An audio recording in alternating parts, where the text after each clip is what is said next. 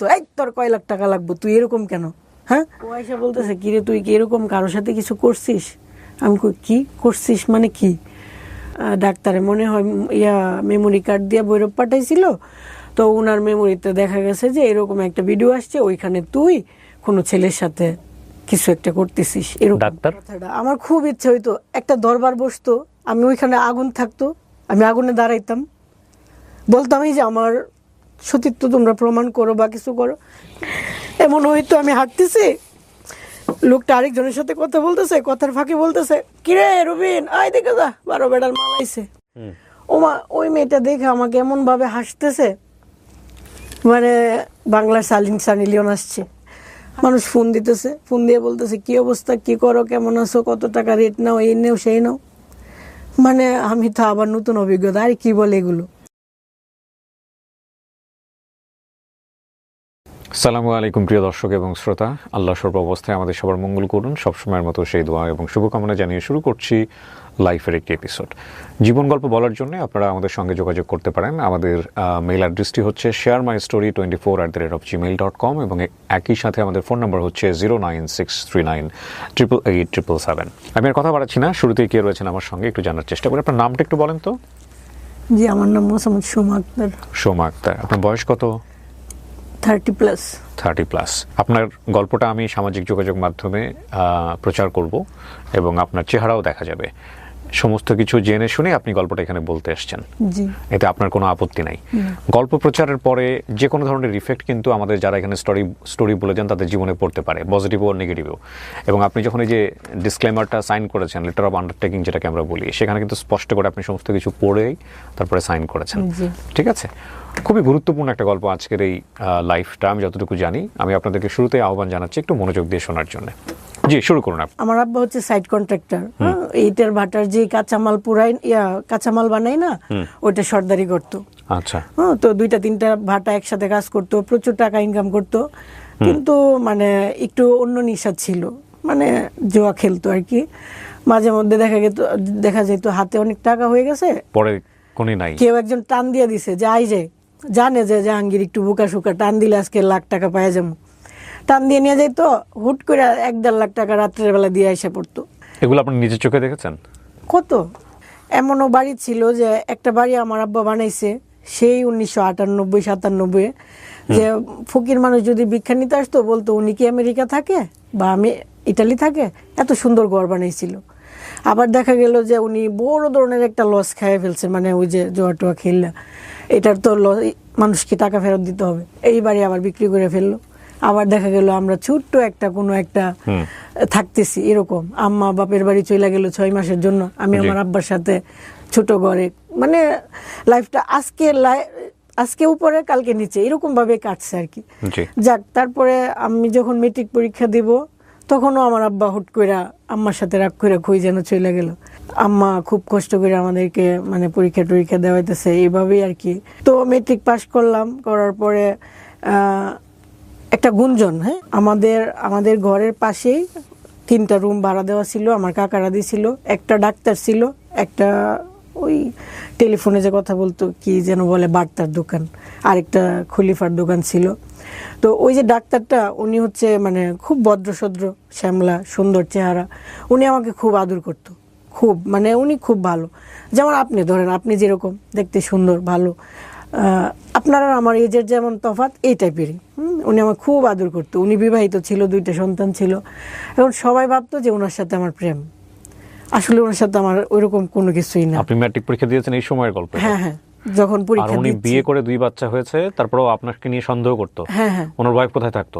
ওনার wife বাড়িতে, আমাদের চাইতে একটু সামনেই ওনাদের বাড়ি, একটু দূরে। আর যে দোকানটা, সে দোকানটাকে আপনাদের বিল্ডিং? দোকানটা একেবারে আমাদের ঘরের একদম জাস্ট আমাদের বারান্দার উপরে এই ঘর তোলা আর কি। তো উনি আপনার সঙ্গে আদরের সম্পর্ক বলতে কি প্রয়োজন, মানে কেন এই সম্পর্ক? মানে সারাক্ষণ আমাদের ঘরেই তো, এই যে আমাদের দরজাটা এটা, ওনার দরজাটা এটা, মাঝখানে শুধু এতটুকু তফাৎ।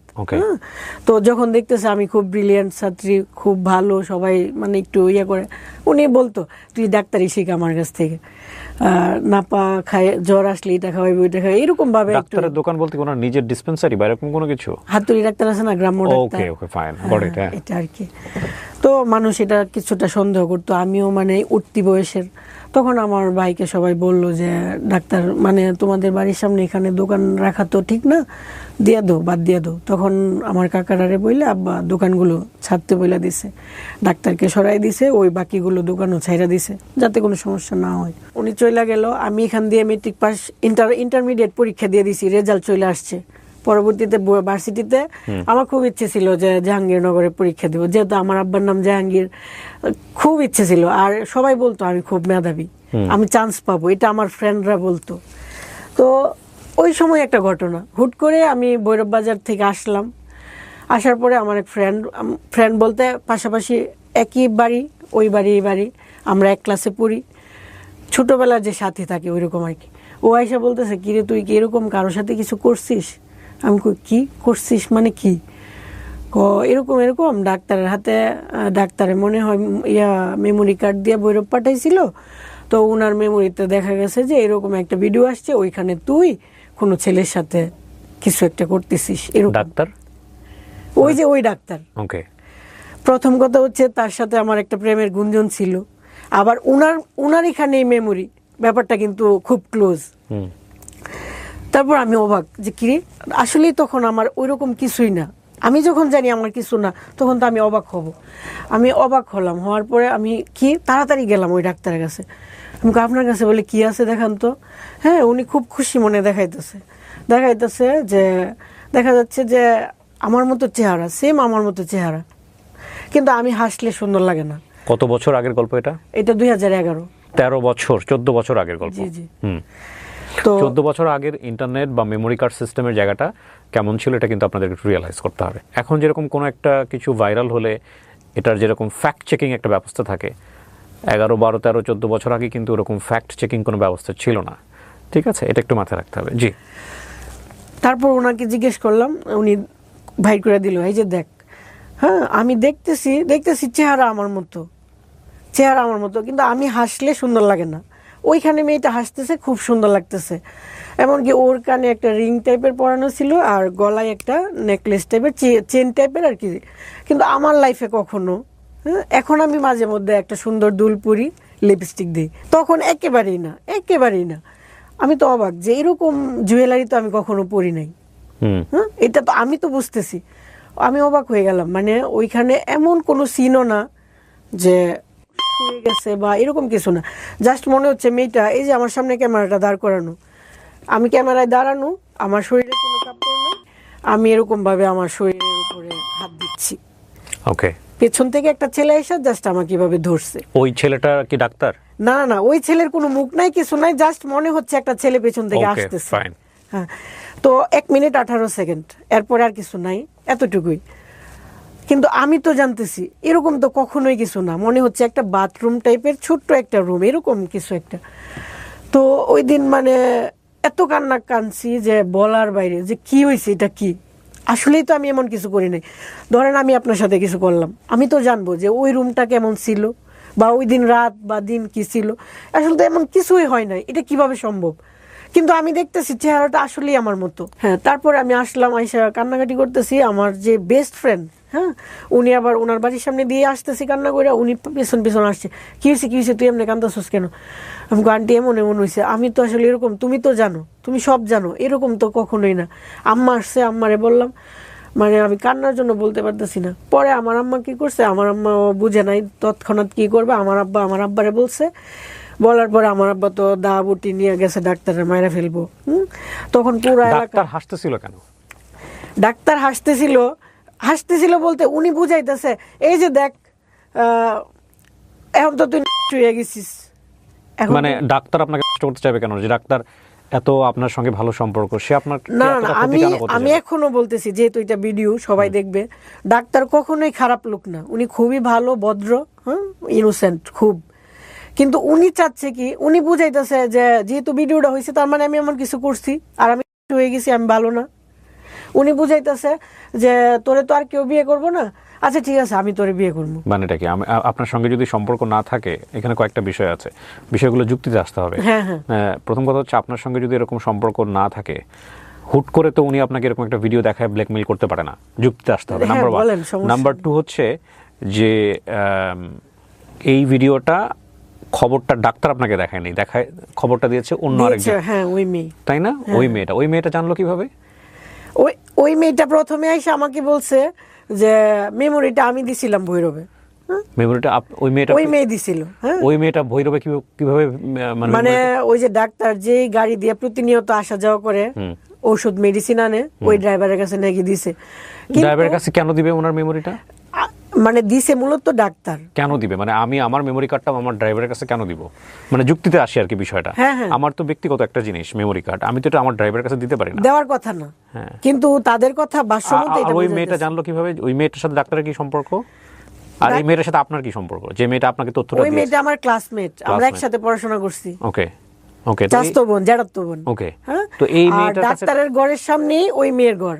ডাক্তার যেখানে আবার নতুন ঘর নিছে, ওর সামনের বিল্ডিংটাই ওদের বিল্ডিং।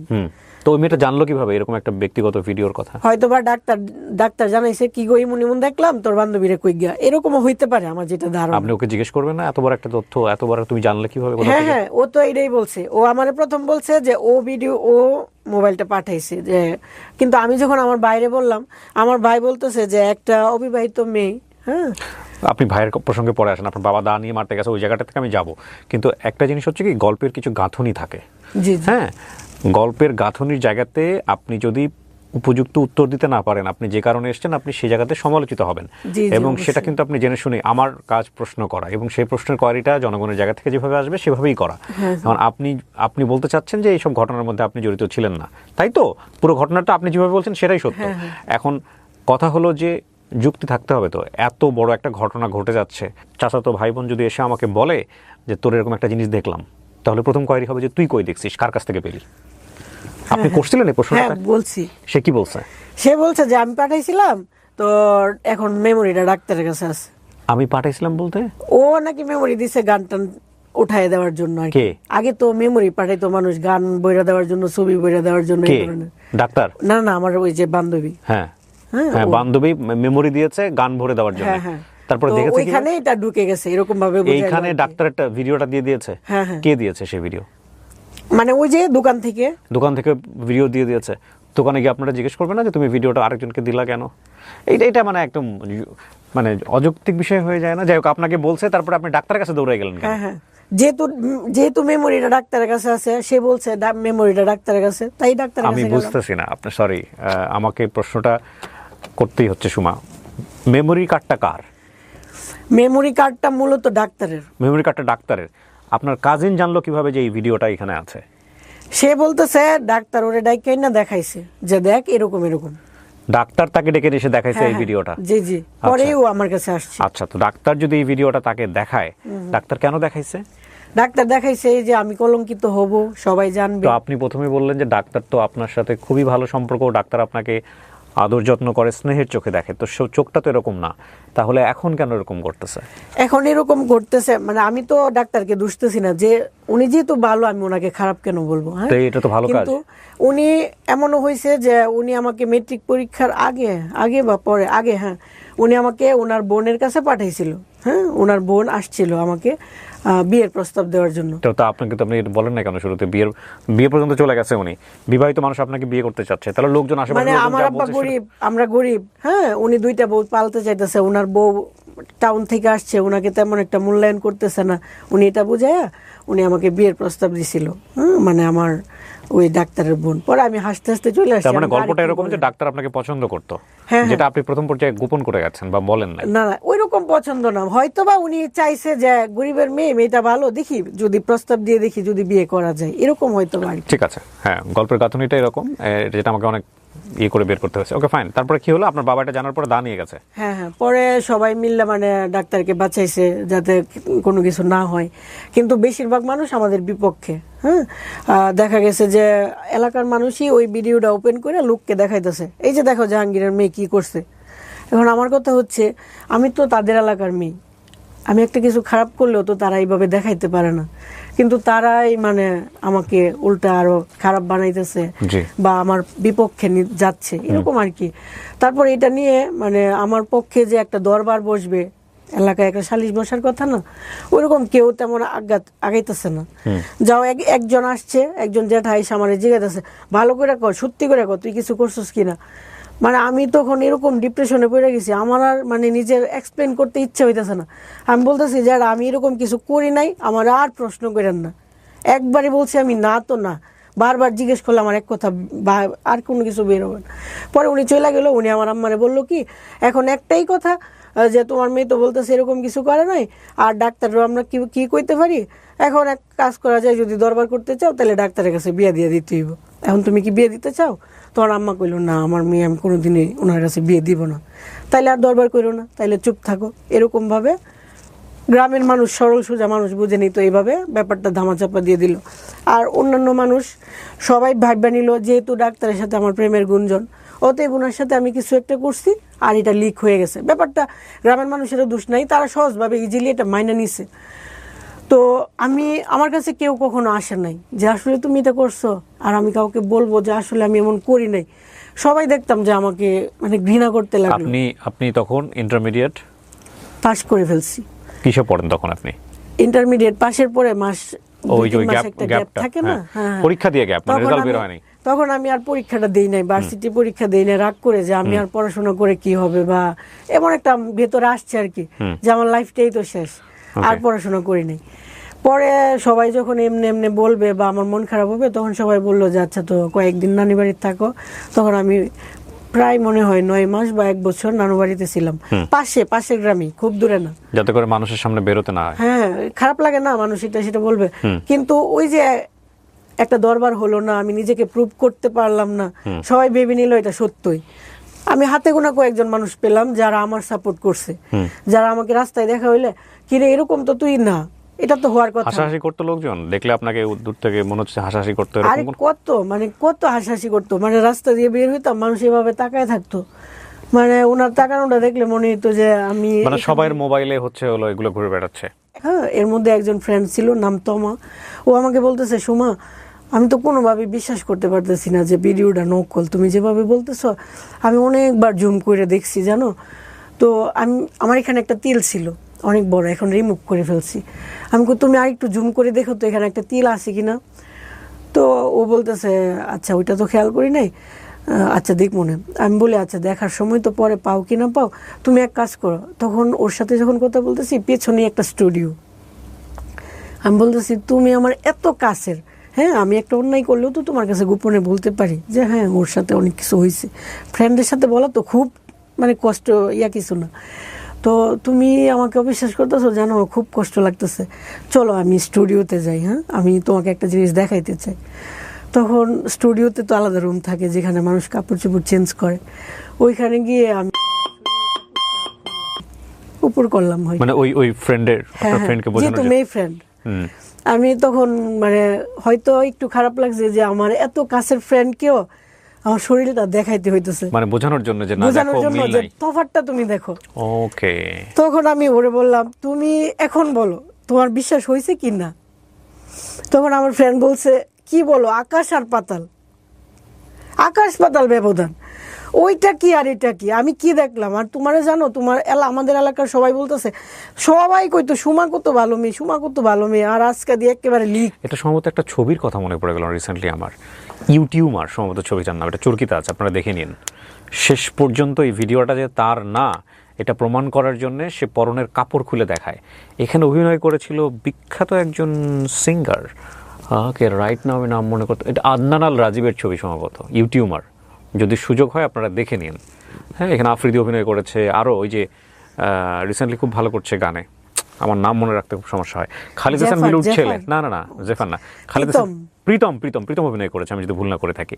সো এই যে এই ইউটিউবার ছবিটা আপনারা দেখে নিন, লাস্টের সিনে গিয়ে উনি যে এটা না এটা প্রমাণ করার জন্য নিচের শরীরের কাপড় খুলে দেখায় দেয় লাইভে, যে দেখ এটা আমি না।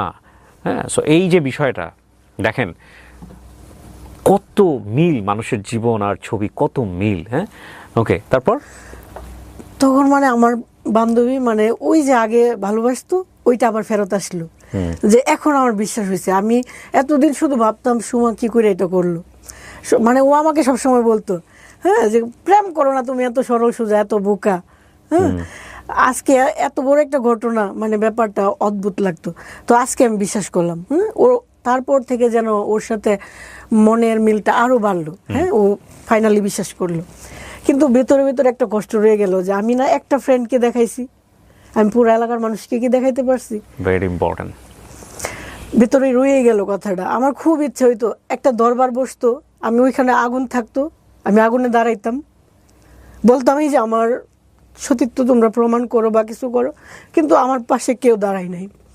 এরকম হয়েছে। হওয়ার পরে আমি এই যে নানু বাড়িতে আসা যাওয়া করতাম, থাকতাম, এর মাঝখানে আবার ডেস্টিনি, D2K যেটা, একজনে আয়সা অফার করলো যে দেখো তোমার লাইফটা তো এরকম হয়ে গেছে, বাসায় বসে থাকো, চলো এটা করো। লেখাপড়া তখন একদম অফ করে দিয়েছেন? হ্যাঁ। এই ঘটনার পরে লেখাপড়া অফ হয়ে গেল? অফ হয়ে গেল, হ্যাঁ। আমি আর করি নাই, ইচ্ছা করি নাই। পরে D2K তে জয়েন করলাম, করার পরে D2K তে জয়েন করলে কিন্তু এখানে যাইতে হয়। D2K কি? ডেস্টিনি 2000 লিমিটেড, যেটা MLM কোম্পানি, এখানে ওখানে যাইতে হয়।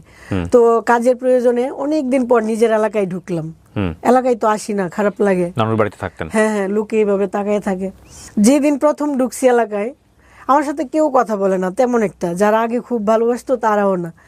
তো আমাদের ইব্রাহিমপুর বাজার আছে, ওই বাজারে একটা ডাক্তার আছে, চপল ডাক্তার। চপল ডাক্তার না হঠাৎ করে আমার বলতেছে, কি গো বোন, কেমন আছো তুমি, ভালো আছো? মানে ওই দিন না, সত্যি কথা, মানে আমার ইচ্ছে হয়েছিল যে নতুন করে বাচ্চার যে কেউ আমাকে ভালোবাসছে, মানে এত খুশি হয়েছি আমি বলার বাইরে, যে আমাকে সবাই ঘৃণা করতেছে, আর উনি আমাকে যে ডাক দিছে, আমি এত খুশি হয়েছি যে বলার মতন না। এরপরে আস্তে আস্তে নিজের এলাকায় আসলাম, কে কি বললো দেখলাম না, মানুষ হাসাহাসি করতেছে, মাঝে মধ্যে ডায়েরিতে লিখতাম। এমন হয়তো আমি হাঁটতেছি, লোকটা আরেকজনের সাথে কথা বলতেছে, কথার ফাঁকে বলতেছে, কিরে রুবিন, আয় দেখে যা 12 বেটা মালাইছে। আশ্চর্য হয়ে গেলাম, মানে কি বলতেছে 12 বেটা? সে তো বহুত কথা। একটা মানুষের সাথে প্রেম করা এক ব্যাপার, আর 12 বেটার কত বড় কথা। আমি আকাশের দিকে তাকাই থাকতাম, পানিগুলো পড়তে দিতাম না, মানে আমি খুব কান্না কম করার চেষ্টা করতাম। মানে এমনও হইতো যে আমি যাদের বাড়িতে যাই পড়াশোনা করতাম, যে সেও ক্লাসমেট আমিও ক্লাসমেট, একসাথে পড়তাম, 2-3টা বাড়ি পার হইলেই তাদের বাড়ি, ওর বাড়িতে যাই পড়তাম। ওর বাড়িতে যখন 1 বছর পরে গেলাম, পাশে ওর বাড়ির আশেপাশের মেয়েরা কিন্তু আমাকে চিনে, যে এটা সানজিদার বান্ধবী। ওই মেয়েটা দেখে আমাকে এমন ভাবে হাসতেছে, মানে বাংলার সানি লিওন আসছে, হাসতেছে, হাসি দেখে আমার মানে আর হাঁটতে ইচ্ছে হইতেছে না। মানে যে মানুষটা আগে আসলে বলতো ভালো আছেন, কি করেন, সে এখন এমন ভাবে হাসতেছে। তারপরে আমি রাস্তা দিয়ে গেলে অনেকে বলতো তোমার ফোন নাম্বারটা দেও তো। কোনো কথা নেই, বার্তা নেই, ডিরেক্ট আমি ইচ্ছে করে দিছি। কেন দিছি? কারণ ভিতরে কিছু কথা জমা থাকুক, সে কি বলতে চায় আমি দেখি। আমার আব্বার চাইতে হয়তো 5 বছরের বড়, জ্যাঠা লাগে আশপাশ এলাকার। ফোন দিছে, হ্যাঁ জ্যাঠা নাম্বার নিয়েছিলেন, কেন, কি বলবেন? আসো না একদিন রাত্রে আমাদের বাসায়। আপনাদের বাসায় রাত্রে কেন, কি বলেন এগুলো? বুঝো না? কখনোই কাউরে গালাগালি করি নাই। আর ভাবতাম কি, আমি যদি নেক্সট টাইম আরো খুব ভালোভাবে চলাফেরা করি, তাহলে একটা সময় মানুষ ভাববে যে না, মেয়েটা তো আগেও দেখতাম ভালো, এখনো ভালো, তার মানে যে ঘটনাটা ঘটছে এটার জন্য ও হয়তো বা দায়ী না। কিন্তু এর মধ্যে আবার এটাও হয়েছে, খুব ইচ্ছে হয়েছে যে আমি খারাপ হয়ে যাই, মানুষের কথা সহ্য হইতেছে না। তখন মনে হইতেছে ভালো হয়েও তো আমি খারাপ শুনতেছি, তাহলে আমি খারাপ হয়েই শুনি। মাঝে মধ্যে এমন হইতো, আবার মাথা ঠান্ডা হয়ে যেত। তখন আমার ছোট মামি আমাকে একটা ব্রাক স্কুলে টিচারে নিয়ে দিল আর কি। 5 মাস করার পরে আমার বিয়ে ঠিক হইলো। ওই ঘটনার 3 বছর পরে আমার বিয়ে হয়েছে সাতক্ষীরা ডিস্ট্রিক্ট। ওরা এখন কথা আসতে পারে যে এত দূরে কেন বিয়ে হইলো। উনি হচ্ছে এই এলাকাতেই, আমাদের নরসিংদী ডিস্ট্রিক্টেতে আগুন মিস্ত্রির সর্দার। আমার আব্বা হচ্ছে ইট কাঁচা বানাই লেবার দিয়ে, আর উনি হচ্ছে লেবার দিয়ে এটা পুরাই। হ্যাঁ, তো আমার আব্বা ওনাকে 2-3টা কাজ নিয়ে দিছে, ভালো ছিল, সূত্রে পরিচয়। হ্যাঁ, যেদিন বিয়ে হয়েছে এদিনই আমাদের এলাকার মানুষ ওর নাম্বার নিয়ে এগুলো বলছে, কিন্তু ও আমাকে এগুলো বলে নাই। কিন্তু আমার ভেতর থেকে কেন জানি মনে হইতেছে যে আমার হাজবেন্ডকে আমার এটা বলা দরকার। বিয়ের 3 দিন পরে আমি বলতেছি, আপনি আমাকে একটু সময় দিবেন, আমি আপনাকে একটু কথা বলতে চাই। বলতেছে কেমন কথা, ঘরে বলা যায় না? আমি কই না, একটু বাইরে যাইতে হইব। তখন উনি আমাকে ওনার বাড়ির পাশেই মাঠে নিয়ে গেল রাতের 10টার সময়। হ্যাঁ, তো ওইখানে যাওয়ার পরে আমি ওনাকে সব বললাম, যে এরকম হয়েছে। পুরা এলাকার মানুষ জানে এটা সত্য, জাস্ট আমি জানি এটা মিথ্যা। তো আপনি কি মনে করেন আমি জানি না?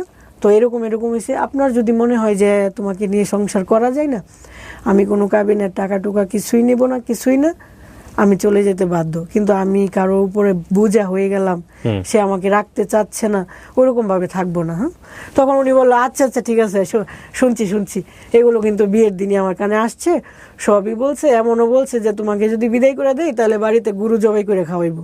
এরপরে ওনার হয়তো বা মনে হয়েছে যে হ্যাঁ সত্য বা মিথ্যা জানি না, তবে ওকে একটু যাচাই করা দরকার। তো উনি আমাকে একটা অ্যান্ড্রয়েড ফোন কিনে দিছে। ফোনের মধ্যে হয়তোবা উনি রেকর্ডিং চালু করে রাখছে যে আমি গোপনে কারোর সাথে কথা টথা বলি কিনা, এই ধরনের, আর আমার চলাফেরাটা কেমন। এই 4 মাসের ভিতরে তুমি তোমার আম্মা আর বোনের সাথে বাদে কারোর সাথে কথা বলো নাই। আর তুমি যে ইন্টারমিডিয়েট পাস বা তোমাদের ভালো ফ্যামিলি, এটা আমাদের এলাকায় কখনোই এরকম গর্ব করে চলো নাই। খুব সাধারণ চলাফেরা, কখনো দেখি না একটু নতুন বউ সাজুগুজু করতে, বা একেবারে ন্যাচারাল। আমি মন থেকে বিশ্বাস করি যে তুমি এটা কখনোই করো নাই। তো উনি এই ব্যাপারে কোনো দিন আমাকে একটা বাজে কথা বলে নাই, মন্তব্য করে নাই, এটা আসেই নাই কোনোদিন কথা। আমি আবার ওনাকে বলছি যে আমি একটা প্রমাণ আপনাকে দেব, শুধু যে মুখ দিয়ে বলছি তা না, কিন্তু প্রমাণটা সময় আসলে আমি আপনাকে দেব। পরে মেয়ে হয়েছে, মেয়ে হওয়ার 16 দিন পরে আমি বাসায় গেছি ওর সাথে। 16 দিন পর্যন্ত বাবার বাড়ি ছিলাম, 16 দিন পরে বাসায় গেছি। তখন ওরে আমি বললাম যে দেখো, আমি একদিন বলছিলাম না যে তোমাকে প্রমাণ দিব, ওই যে একটা সময় আসলেই প্রমাণ দিব, আজকে ওই সময়টা আসছে, তো তুমি বর্ষ আসতেছি। তখন আমি উজু টুজু করে আসলাম, একটা কোরআন শরীফ নিয়ে আসলাম, আর আমার মেয়ের সামনে একটা মায়ের কাছে একটা বাচ্চার চাইতে বড় তো আর কিছু হইতে পারে না। বাচ্চাটাকে কুলে নিলাম, কোরআন শরীফটা এক পাশে রাখলাম, ওরে বললাম জানি হয়তো বা আপনার মনে প্রশ্ন থাকতে পারে যে আসলে কি আমার বউ এটা করছে কি না। এই যে আমার মেয়েটাকে ধরা, 16 দিনের একটা বাচ্চা, নিষ্পাপ বাচ্চা, এই বাচ্চাটাকে ধরা, আর আমার আব্বা আর আমার আম্মা আছে। যদি আমি ওই ঘটনার সাথে জড়িত থাকি, ওইটা যদি আমি হয়ে থাকি, তাহলে যেন আমার এই বাচ্চাটা, আমার আব্বা আর আম্মা আজকের ভিতরেই যেন মারা যায়। এরপরেও যদি তোমার ভিতর থেকে সন্দেহ দূর না হয়, আমার তো আর কিছু করার নাই। ঘটনার পরিক্রমায় এটা ওনার লাইফের ঘটনা, এবং উনি আসলে কি বোঝাতে চেয়েছেন সেটার জন্য উনি এটা বললেন, এবং আমরা এটা তুলে ধরছি। বাট এটা অনেকেই করেন, গ্রাম অঞ্চলে এটা প্রচলিত আছে। আমার এই গল্পগুলো আপামর জনসাধারণ যেহেতু শোনেন, সেই জায়গা থেকে আমি একটু সতর্ক করছি, এই ধরনের কসম কাটা একেবারেই নিয়ম নাই, এবং এটা এক ধরনের অপরাধ ধর্মীয়ভাবে, এবং এটাতে কিন্তু গুনাহ হয়। সো এটা করা যাবে না। কসম শুধু কাটতে হবে আল্লাহর নামে, এছাড়া কারো নামেই বা কোনো বস্তুর নামে, ইভেন কোরআন শরীফ ধরেও কসম কাটার কোনো নিয়ম নাই। জি বলেন। ঠিক আছে, আমরা একসাথে থাকতেছি, সংসার করতেছি ভালো, হঠাৎ করে দেখি ও কিসের যেন ট্যাবলেট খাইবে। হঠাৎ করে দেখলেন? হ্যাঁ। আচ্ছা, এতদিন কোনো কিছু ছিল না, হঠাৎ করে ট্যাবলেট খাচ্ছে। হ্যাঁ, তোমার কি হয়েছে, আপনার কি হয়েছে? তখন উনি বলতেছে যে আমার কিছু একটা হয়েছে, বড় একটা কিছু হয়েছে। আমি ভাবতাম এটা ইয়ার্কি মারতেছে। আচ্ছা, পরবর্তীতে একদিন যখন ছোট বাচ্চা রুমে রাখা, তো আমি একা একা বের হতে পারি না, ও ভাবছে আমি বের হব না, বাহিরে বৃষ্টি আসবে, সেজন্য আমার বাহির থেকে কাপড় নেওয়ার জন্য বাইরে বের হইতেছে। আর ওই সময় ও বাথরুমে গোসল করতেছে, দরজাটা লাগাই নাই। আমি যাই দেখি যে ওর এই হাতে ঠিক এই জায়গাটাই মাংস নাই, এতটুকু গর্ত হয়ে গেছে, লাল। আমি তো অবাক, এটার জন্য আপনি মেডিসিন খাইতেছেন? আপনি তো আমারে বলেন নাই। পরে বলতেছে আজকে যেহেতু দেখেই ফেলছো, তো দেখো, হাত বের করে দেখাইতেছে, ঠিক এতটুকু গর্ত হয়ে গেছে, ভিতর থেকে মাংস চলে আসতেছে। ওর হাতটা পুরা ছিল, ছোটবেলায় পুড়ে গেছিল। তো ওই পুরা মাংসের উপরে এভাবে চুলকানি দিতে যায়, ওই চুলকানোর জায়গাটা এরকম হয়ে যাইতেছে, ভিতর থেকে মাংস পুইচে বাইরেতেছে। কিন্তু ও আমাকে দেখায় নাই, যেহেতু আমি নতুন বউ, আমি যদি চলে যাই। তারপর ওরে প্রতিদিন বলতাম যে চিকিৎসা করেন, ভালো ডাক্তার দেখান। ও হচ্ছে ওর আব্বা আম্মার কথা শুনতো, আর ওর আব্বা আম্মা হচ্ছে গ্রাম্য মানুষ, তো ডাক্তার বিশ্বাস করতো না, বা ডাক্তারের কাছে যায় টাকা পয়সা দেওয়া, এগুলো বিশ্বাস, শুধু তেল পড়া, কালি পড়া, এই পড়া সেই পড়া। নরসিংদী থেকে সাতক্ষীরায় যাইতো, ডিরেক্ট গাড়ি, মামুন গাড়ি দিয়ে যাইতো, আসা যাওয়া 2200 টাকা, শুধু গাড়ির ভাড়াই 2200। ওইখান থেকে নামার পরে যে আরো সিএনজি ভাড়া টাড়া, এগুলো মিলায় 2500 টাকার উপরে তার গাড়ি ভাড়া। ওইটা খরচ করে সে একটা কালি পরা আনতে যাইতো, একটা ডাবের পানি পরা আনতে যাইতো, আইনা এখানে লাগাইতো।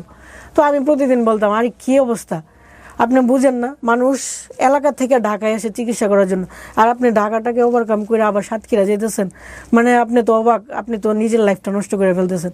কিন্তু ও একবার বুঝে, আবার বুঝে না, মানে ওর আম্মা যা বলে, আব্বা যা বলে তাই। তো এই করতে করতে এই যে এতটুকু থেকে ঘাটা আস্তে আস্তে আস্তে আস্তে এত বড় হয়ে যাচ্ছে, হাত পৌঁছে যেতেছে, ঘুম থেকে উঠেই দেখি 1 ইঞ্চি বাইরে যেতেছে চারপাশ দিয়ে, পরের দিন আরো 1 ইঞ্চি এরকম। কিন্তু ওরে কোনোভাবে বুঝাইতে পারি না, যাক অনেক কিছু বুঝে ডাক্তারের কাছে নিলাম। তখন ডাক্তার বললো যে আরে তোমার তো অনেক সমস্যা, তুমি তো কয়দিন পরে ক্যান্সার হয়ে যাবে, তুমি কেন চিকিৎসা করতেছো না। বুঝাই টুজাই দিল যে তোমার হাঁটুর থেকে মাংস না এখানে লাগাই দিব, তুমি ঢাকা সমরিতাতে আসো, এরকম এরকম বলার পরেও আবার ওই মার কথা, আবার ওই বনাতি চিকিৎসা, এটা সেটা করতে করতে একটা পর্যায়ে ওর হাত পুরাটা এখান থেকে নিয়ে এতটুকু পুরা হাত মনে হচ্ছে যে ভিতরে পোকা হয়ে যাচ্ছে, এরকম একটা অবস্থা। যখন একেবারে ও ক্যান্সারের পর্যায়ে চলে আসছে, এমন জ্বর আসছে যে ডাক্তার আনার পরে ডাক্তার বলতেছে আরে কি বলেন, এই রুগী আমরা ধরবো, তাড়াতাড়ি ঢাকা নিয়ে যান। পরে অ্যাম্বুলেন্স নিয়ে ভোরবেলা ঢাকা গেলাম মহাখালী ক্যান্সার হাসপাতালে। পরে ডাক্তার দেখে বলতেছে আর এটা তো অলরেডি ক্যান্সার হয়ে গেছে, আমরা টেস্ট না করেও বলতে পারি। এরকম একটা রুগী নিয়ে আসছো কেন, তুমি তো শিক্ষিত মনে হচ্ছে, তোমাকে দেখে চালাক মনে হচ্ছে। তো আমি বললাম যে এরকম এরকম, আমার কথা আসলে কোনো কিছু শুনে না।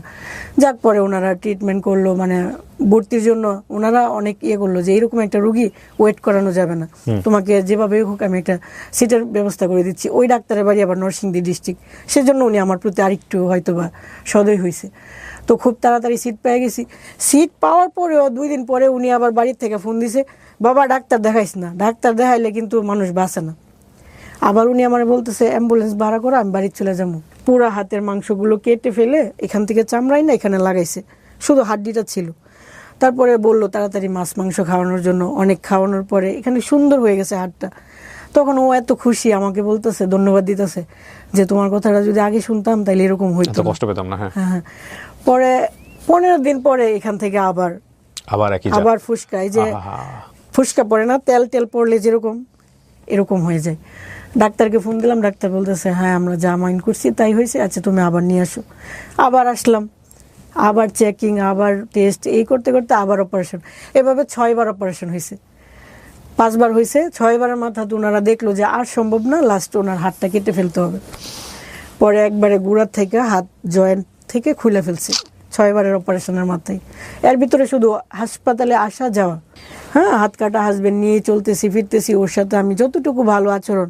ও আমাকে একবারই বলছিল আমি হাতটা তখনই কাটবো যদি তুমি আমাকে ওয়াদা করো যে তুমি আমাকে ছেড়ে যাবা না।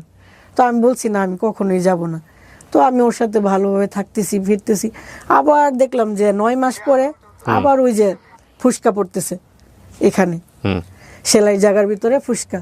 আবার ডাক্তারকে ফোন দিলাম, বলতেছে আসো তাড়াতাড়ি। আবার আসলাম, ওনারা দেখলো যে খুবই অবস্থা খারাপ। হ্যাঁ, এখানে যে একটা হাড্ডি, এই হাড্ডিটা লাস্ট বলছে যে এই হাড্ডিটা কেটে ফেলি। 7 বারের মাথায় এই হাড্ডি কেটে ফেললো। ওইটা ছিল ওর সব থেকে বড় অপারেশন। মানে হাড্ডিটা যখন কেটে ফেলছে মনে হয় এত ব্যথা পাইছে বা এত কষ্ট পাইছে সহ্য করার মতো। ও ওটি করানোর পরে একটা রুমে নেওয়া হয়, পোস্ট অপারেটিভ সম্ভবত রুমটা। ওইখানে ও অজ্ঞান অবস্থায় আমার নাম ধরে ডাকতেছে। আমার নাম হচ্ছে ডাকনাম আখিমণি। ও সারাক্ষণ আখিমণি বলে ডাকতো, ঘুমের মধ্যে বলতেছে আখিমণি আখিমণি এভাবে ডাকতেছে। তো আমি তো অনেক বছর যাবত হাসপাতালে আসি, সব নার্সরা আমাকে দেখে চিনে। তো নার্স বলতেছে দেখছেন, এটাই পাওয়া আপনার জীবনে যে আপনার হাজবেন্ড আপনাকে এইভাবে ডাকতেছে। হ্যাঁ। যাওয়ার পরে বললাম কি হয়েছে, বলতেছে জানো আমার খুব ব্যথা করতেছে, আমি আর সহ্য করতে পারতেছি না। মানে নিজেকে এত অসহায় মনে হইতো। অপারেশনের সময় শুধু আমি একা, কেউ নাই। অথচ অন্যান্য রোগীরা যাদের বয়স 60-70, ওদের জন্য 10টা-5টা মানুষ দাঁড়ানো আছে। আর ওর বয়স 30 বয়সের একটা হ্যান্ডসাম যুবক ছেলে, খুবই সুন্দর চেহারা, ওর জন্য পাশে কেউ নাই, আমি একা। মানে খুব অসহায় মনে হইতো, যে মানে বলার মতো না। এই করতে করতে এভাবে গেল। এটা কাটার পরে তো আর কিছু কাটার নেই। পরবর্তীতে আস্তে আস্তে এই যে শরীরের অংশটা বাম পাশ, এই বাম পাশ এতটুকু অবধি, হাঁটু অবধি পচতে শুরু করলো। ওর ভিতরে যে হাড়গুলো দেখা যাচ্ছে। বাচ্চার বয়স কত তখন? আমার মেয়ের বয়স তখন 5 বছর। বাড়িতে নিয়ে গেলাম, ওইখানে মানে শাশুড়ি মানে প্রচুর গালাগালি। মানে ওনারা ভাবতেছে আমি হয়তো সম্পত্তির জন্য বসে রয়েছি, নাইলে আমি কেন বসলাম, অন্যান্য বউরা তো চলে যায়। কিন্তু আমার হাজবেন্ড তো একবারই বলছে যে আমাকে যতক্ষণ না তুমি সাদা কাফনে না দেখবা ততক্ষণ যাইবা না, আর আমিও যাব না, আমি ওইরকম না। তো ছিলাম ততদিন। ওই এলাকার মানুষ আমাকে খুব ভালোবাসতো। মে মাসের 11 তারিখ 2020 সাল, উনি সকাল 10টার সময় উনি শেষ নিঃশ্বাস ত্যাগ করে আর কি। বিয়ের কত বছরের মাথায়? 16 দিন কম ছিল, 6 বছর। মানে মে মাসের 26 তারিখ আমাদের বিবাহ বার্ষিকী, মে মাসের 11 তারিখে উনি মারা তার মানে গেছে। তো আপনার বাচ্চা বুঝতো বাবা এরকম চলে যাচ্ছে বা এরকম? ছোট মানুষ এত বেশি বুঝে বুঝতো না। না। তখন সবাই বলতেছে তোমার আব্বার অসুখ, হ্যাঁ হয়তো বুঝতেছে অসুখ, কিন্তু মেয়ের বয়স কত এখন? এখন বড় হওয়ার পরে কিন্তু ওরে এগুলো কিছুই মনে নাই। বয়স কত এখন? 10 বছর। 10 বছর, জি। তারপরে তো উনি চলে যাওয়ার পরে 3 দিন কোন রকম ওইখানে কাটাইলাম। তারপরে 4 দিনের মাথায় আমি চলে আসলাম বাচ্চাকে নিয়ে। হ্যাঁ, বাচ্চাকে নিয়ে চলে আসলাম। ও যখন অসুস্থ ছিল তখনই মনে হইতো যে ক্যান্সার রোগীদের তো আসলে বাচ্চার কোনো ইয়ে নাই, আমাকে তো একটা কিছু করতে হবে, কি করব। তো আমি যখন আগে মেহেদি টেহেদি দিতাম মানুষের হাতে, সবাই বলতো তুমি পার্লারে কাজ করো, খুব সুন্দর মেহেদি দিতে পারো, পার্লারে কাজ করলে হয়তো ভালো করতে পারবো। সেলাই কাজও খুব ভালো পারি, সুন্দর সুন্দর জামা বানাই। তখন ভাবলাম যে সেলাই কাজের পাশাপাশি যদি আমি অল্প পার্লারের কাজটা শিখি তাহলে হয়তো ঘরে বসে আমার কিছু একটা ইনকাম হবে। তখন ওরে রাইখাই ওর কাছ থেকে অনুমতি নিয়ে প্রতিদিন বিকালে একটু যাইতাম পার্লারের কাজ শিখতে। হ্যাঁ, ভৈরবে যেহেতু থাকতাম, ভৈরবে পার্লারে যাইতাম, এভাবে শিখছিলাম। তো ওরে যখন ওই যে ও চলে যাওয়ার পরে বাড়িতে চলে আসছি, আসার পরে তো আবার ফ্রি, হ্যাঁ কি করব, তখন আবার ওই পার্লারে গেলাম। যাওয়ার পরে বাকি যতটুকু শিখার ছিল এক মাসে অতটুকু শিখলাম। শিখার পরে মনে হলো যে একটা পার্লার দিই। মানে আমার কাজ 2-1 জনে দেখছে বাড়িতে, সবাই বলতেছে আরে তুমি ঘরে কাজ করার মতো না, তোমার কাজ তো অনেক সুন্দর, তাহলে বাইরে দেও। তখন চিন্তা করলাম আচ্ছা ঠিক আছে। তখন গ্রামও না শহরও না, এরকম একটা জায়গায় উঠি বাস স্ট্যান্ড, ওইখানে জায়গা চয়েস করে ওইখানে পার্লার দিলাম। কত টাকা ইনভেস্ট করলেন? বেশি না, 1,20,000 টাকা। ওকে। তো দেওয়ার পরে আমি কখনো ওইরকম পার্লারে কোনোদিন যাই নাই, বা পার্লারে মানুষদেরকে মানুষ খারাপ ভাবে বা ভালোভাবে এগুলো সম্পর্কে কোনো ধারণা নাই। যখন পার্লার দিলাম তখন আবার একটা নতুন অভিজ্ঞতা। মানুষ ফোন দিতেছে, ফোন দিয়ে বলতেছে কি অবস্থা, কি করো, কেমন আছো, কত টাকা রেট নাও, এই নেও সেই নাও। মানে আমি তো আবার নতুন অভিজ্ঞতা, আর কি বলে এগুলো। বা যখন দেখতো যে এরকম হইতেছে না, আমাকে কোনোভাবেই পড়াইতেছে না, লাস্ট মুহূর্তে গালি দিত, এই তোর কয় লাখ টাকা লাগবে, তুই এরকম কেন, হ্যাঁ তো কোনোভাবেই তোরে নিতে পারি না, বা এরকম বলতো। অবাক হয়ে গেলাম। মানে হাজবেন্ড মারা গেল, অসহায় অবস্থায় একটা কিছু করার জন্য দাঁড়াইছি, আবার ওইরকম বলি। মনে হইলো যে না, পার্লার যেহেতু দিছি, আর আমার হাজবেন্ড বলছিল যে তুমি যে কোনো একটা করো মন থেকে। আমি দোয়া করে গেলাম, আমি যেহেতু তোমাকে কিছু দিয়ে যাইতে পারি নাই, আমি তোমাকে দোয়া দিয়ে গেলাম। তো ওইটা চিন্তা করে থাকলাম যে লোকে যা বলে বলুক, হ্যাঁ আমি করতে থাকি। পেটে ভাত না গেলে তো আসলে আপনি ভাত নিয়ে দাঁড়াবেন না মানুষটার পাশে, কিন্তু আপনি কথা বলতে আসলে কোনো সমস্যা নাই, কথা বলতে পারি, আমরা করতে থাকি এভাবে আস্তে আস্তে। মানে আমারও পার্লার, আমরা আসলে জাতি হিসেবে খুবই পরশ্রী কাতর। একজন মানুষের উন্নতি দেখলে আমাদের সহ্য হয় না, আমরা ভেতরে ভেতরে দুমড়ে মুচড়ে যাই, এক ধরনের অসহায়ত্বে ভুগি। হ্যাঁ, মানে সে উন্নতি করে ফেলতেছে, এটা আমাদেরকে প্রচন্ড মনোকষ্ট দেয়। ঠিক আছে, আবার কারো অবনতি দেখলে উল্টা ফিলিংস হয় যে ঠিক আছে, একদম ভিতরে ভিতরে একদম অন্য রকমের একটা কি বলা যেতে পারে পার্শ্ববীয় আনন্দ হয়। সো এই যে দেখেন, আমাদের ফেসবুকের দিকে তাকাবেন, যে কমেন্টস করার জন্যে, মানে যে কোনো ভিডিওর নিচে কমেন্টস করার জন্যে, জ্ঞান দেবার জন্য, মানে এই দেশের খালি জ্ঞানী আর গুণীর জন্ম। মানে দেখলে মনে হয় যে ফেসবুকের ভিডিওর নিচে, যখন একটা ভিডিওর নিচে কমেন্টসগুলো দেখলে মনে হয় এই যে দেশে শুধু জ্ঞানী আর গুণী, কোনো সাধারণ মানুষ নাই। কিন্তু আনফর্চুনেটলি এদের প্রত্যেকেরই জীবন, ইনক্লুডিং মি, আমি সবাইকে বলছি, কাউকে মানে প্রত্যেকের জীবনেই দেখা গেল যে বিষয়ে জ্ঞান দিচ্ছে তার চাইতেও বড় বড় ফল্ট আছে, ফ্যাক্টটাকে রিয়েলাইজ করাটা জরুরি। দেখুন, যে মানুষটা রুটি রুজির সন্ধান করছে, ওই মানুষটা কোন পরিস্থিতিতে পড়ে এই কাজটা করছে সেটা যদি আপনি না জেনে তাকে যদি বিরূপ মন্তব্য করেন, বাজে কথা বলেন, সেটা অত্যন্ত দুঃখজনক, খুবই দুঃখজনক। শুধরে দেওয়ার প্রয়োজন আছে, শুধরে সমাজ দেবে, শুধরে আমরা সবাই দিব, কিন্তু শুধরানোর বিষয়টা যেন এমন না হয় যে বলে না যে পরিষ্কার করার জন্য এমন সাবান ব্যবহার করলেন যে দেখা গেল স্কিনে পচন ধরে গেছে, এটা এরকম হলে তো বিপদ। তো শুধরে দিব, কিন্তু এমন হবে না যে শুধরে দিতে গিয়ে আপনি সম্ভাবনাটাকেই মেরে ফেললেন, এটা করেন না, যেটা আমরা করি। বিশেষ করে আমাদের সমাজের নারীরা অনেক বেশি ভিকটিম হয় এই জায়গাগুলোতে, খুব বেশি ভিকটিম হয়। জি। পরবর্তীতে 4 বছর গেল, পার্লারের বয়স 4 বছর গেল। ইনশাল্লাহ গ্রাম এলাকায় আমার এত সুনাম আমার পার্লারের, তো খুব ভালো আছি, ভালোভাবে চলতেছি।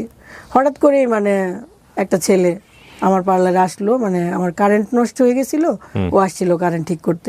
চিন্তা আগে থেকে ওনাকে? হ্যাঁ, আগে থেকে বলতে কথা হয় নাই, বাট আমাদের দোকানের সামনের দোকানেই একটা দোকানে উনি কর্মচারী, ডেকোরেশনের দোকানের। জি।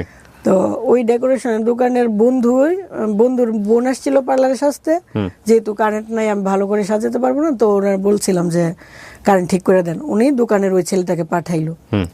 তো ওই ছেলেটা আবার ওই যে নসিমন গাড়ি আছে না, নসিমন গাড়ি, ভ্যান গাড়ির মতো যে, ওই গাড়ি চালাইতো, মানে ওই ডেকোরেশনের মালামাল আনা নেওয়া করতো। তো আনতো, উনি আমাকে জিজ্ঞেস করতেছে ম্যাডামের বাড়ি কোথায় বা কি করেন। তো উনি এক পর্যায়ে জানলো আমার হাজবেন্ড মারা গেছে, বা ওনাকে জিজ্ঞেস করলাম আপনাদের বাড়ি কোথায়, উনি বলতেছে আমার বাড়ি ময়মনসিংহ। এত দূরে, তাহলে এখানে কোথায় থাকেন, বউ নিয়ে থাকেন? না, আমি বিয়ে করি নাই, আমি এখানে একজনের বাসায় থাকি। পরবর্তীতে কারেন্ট ঠিক হয় নাই, উনি আবার 15 দিন পরে ওনার সাথে দেখা হয়েছে, আমি কারেন্ট তো ঠিক হয় নাই, বলছে আচ্ছা ঠিক আছে আমি আরেকদিন ঠিক করে দিব। ঠিক করে দেবো। পরবর্তীতে উনি আসছে, কিন্তু আমি নাই। পরে আমার স্টাফের কাছ থেকে ফোন নিয়ে বলতেছে ম্যাডাম আমি তো কারেন্ট ঠিক করতে আসছিলাম, আপনি কোথায়? আমি বললাম আমি তো আখাউড়া চলে আসছি, তো আপনি কালকে আসেন। উনি পরের দিন আসলো কারেন্ট ঠিক করতে। এই কথায় উনি বললো আর কি যে উনি বিয়ে করে নাই, গরিব মানুষ, টাকা পয়সার জন্য বিদেশ যেতে পারতেছে না। ছেলেটাকে আপনার চেয়ে বয়সে ছোট ছিল নাকি একই বয়সী? প্রায় সেম, তবে 2 বছরের বড়। 2 বছরের বড়। যেহেতু আমি মহিলা মনে হচ্ছে, মেয়েরা কিন্তু খুব তাড়াতাড়ি অন্যরকম হয়ে যায়, এরকম আর কি। তো উনি বুঝাইতেছে যে উনি বিয়ে করে নাই। এক পর্যায়ে উনি আমাকে জিজ্ঞেস করলো আপনি বিয়ে করবেন না? আমি বললাম যে না, এই বয়সে আর বিয়ে টিয়ে কি। না, মন খুলে বলেন, বের করে দিতে পারি। তখন আমরা আমার স্টাফ ছিল, আর কি মেয়েরা বলতেছে হ্যাঁ বের করেন না, ভালো জামাই পাইলে আপুরে বিয়ে দিব না কেন। আর উনি বলতেছে ওনার জন্য বউ দেখতে। তো আমার কাছে কেউ কিছু বললে আমি করি কি, আমি না করি না, বলে আচ্ছা ঠিক আছে দেখ মনে। পরবর্তীতে উনি রাত্রেবেলা আমাকে ফোন দিয়েছে যে আমার জন্য বউ দেখছে। আমি আরে কি বলেন, আজকে বলছেন, আজকে কি বউ দেখা সম্ভব? আচ্ছা আমার পার্লারে যদি এরকম মেয়ে আসে আমি জানাবো আপনাকে। উনি হুট করে এর ভিতরে বলতেছে আমি না অনেক কিছু ভাইবা চিন্তা দেখলাম, আপনার তো আগে অনেক ভালো জায়গায় বিয়ে হয়েছিল, তো এখন যেহেতু একটা মেয়ে আছে বা একটু বয়স বাইরে গেছে, এখন তো হুট করে আর ভালো জায়গা হয় না, হয়তো একটু প্রবলেম মাইনা নিতে হবে। আমি যেহেতু অবিবাহিত আর আমি একটু গরিব, আপনি কি মানতে অসুবিধা আছে? আমি আপনাকে বিয়ে করব। কয়দিনের মাথায় কথা বলছে এটা? ওই তৃতীয় দিন। পরিচয় তৃতীয় দিনের মাথায় পরিচয়। উনি তো কারেন্ট ঠিক করে গেছিল 1 মাস আগে, এরপরে দ্বিতীয়বার আবার আসছিল। তৃতীয়বারের বারে কথা বলছে, তৃতীয়বার মাথায়। মানে আপনার সাথে কথোপকথন হচ্ছে, ফোন দেওয়ার নাম্বার দেওয়ার 2-1 দিনের মধ্যেই কথা বলছেন। উনি বলছে সরাসরি বিয়ের প্রস্তাব। তো বিয়ের প্রস্তাব দিছে বলেই যে এটা সঠিক তা না। তখন আমার কাছে মনে হইলো যে ওর বাড়ি তো ময়মনসিংহ, একবার সাতক্ষীরা বিয়ে করলাম, আবার দূরে বিয়ে করব, এটা তো হয় না। তো আমি রাজি হচ্ছি না। উনি বলতেছে দেখেন আমার ছোটবেলা থেকে কাটছে এই এলাকায়, বাকি জীবনটা এখানেই কাটবে, সমস্যা নাই, আপনি টেনশন করেন না, এইগুলো বইলা টইলা। তখন মানে অনেক কিছু চিন্তা ভাবনা করে ভাবলাম যে আচ্ছা দেখি, ছেলেটা আবার সুন্দর আছে, একটু লম্বা টম্বা সুন্দর, ভাবলাম গরিব দেখে কি হয়েছে, মানে একটা প্রবলেম তো থাকতেই পারে।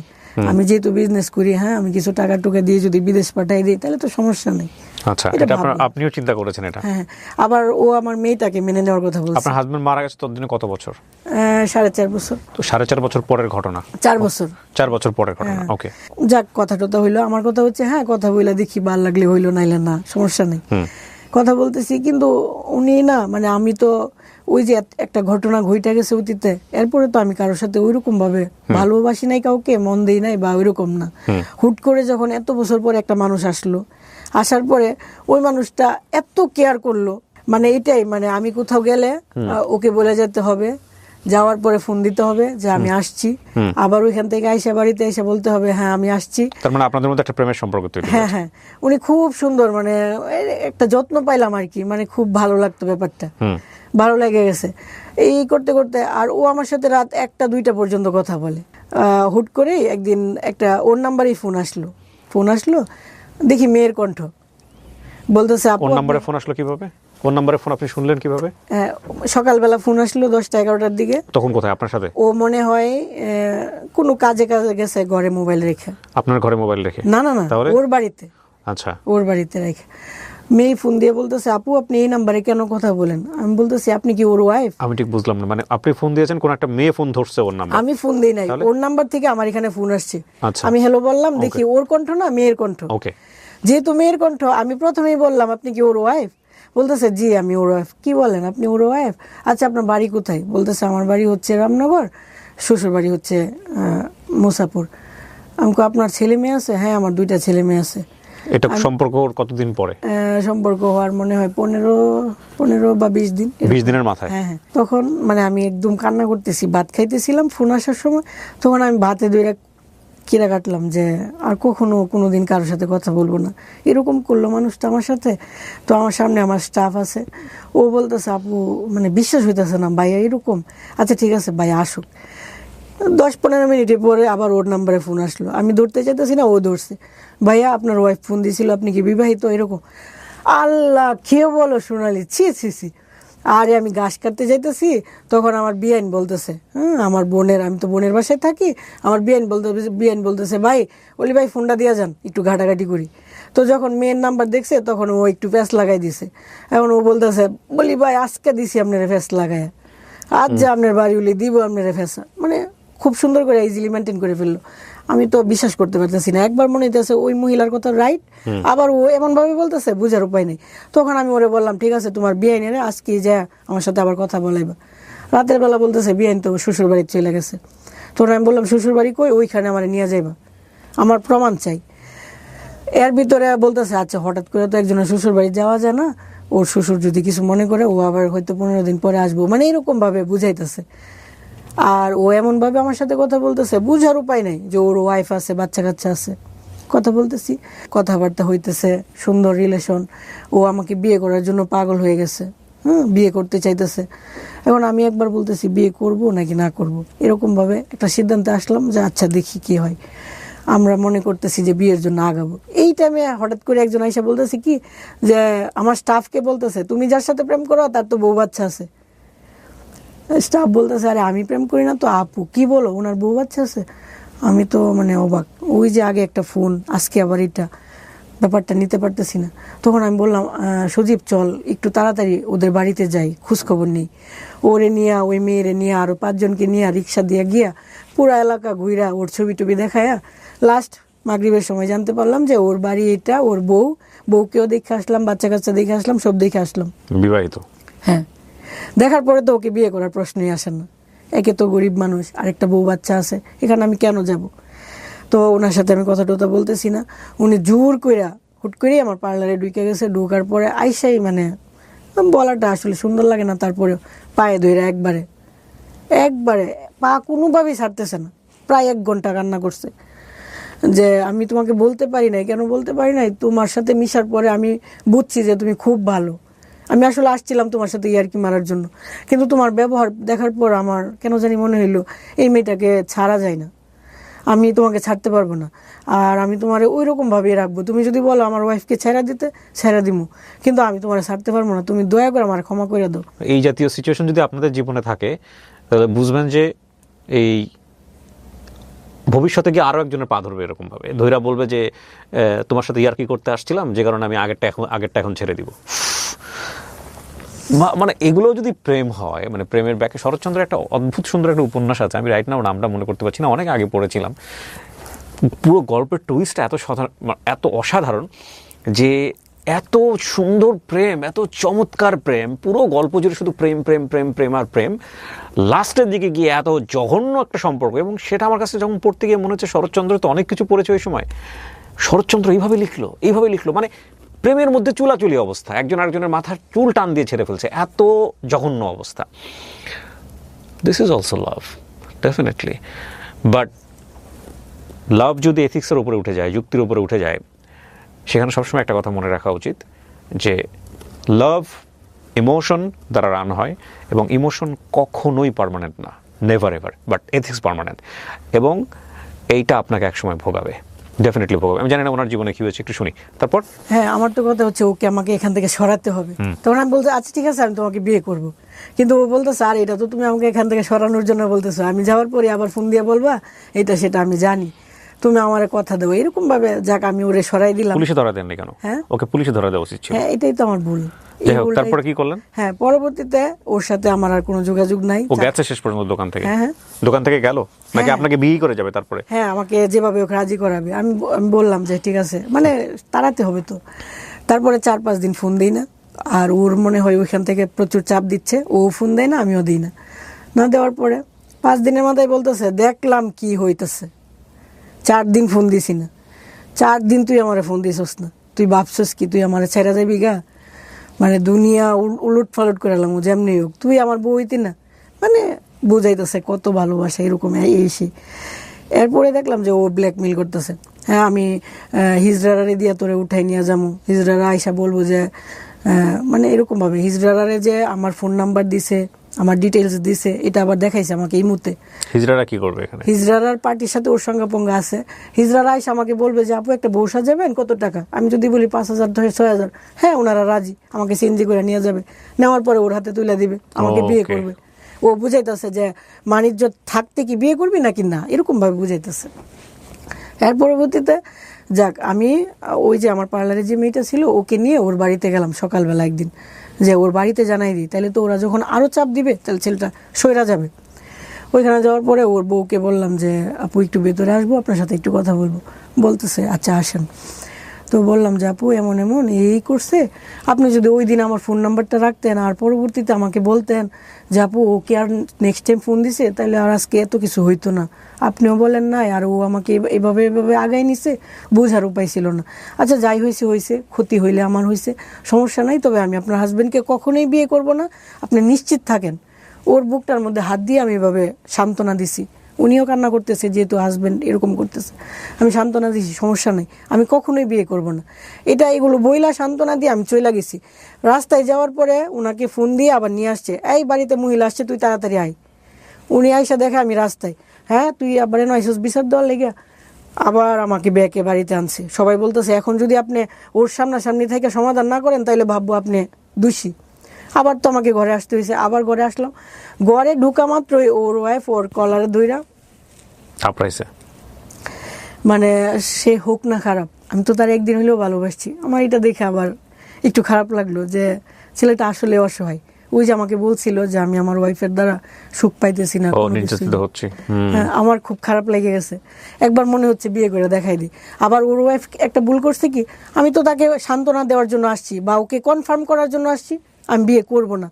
উনি আবার আমার সামনে বলতেছে আজকে বিয়াটা ফরাই দিমু, এই করবো সেই করবো, মানে যেগুলো আমার উপরে আঘাত লাগতেছে।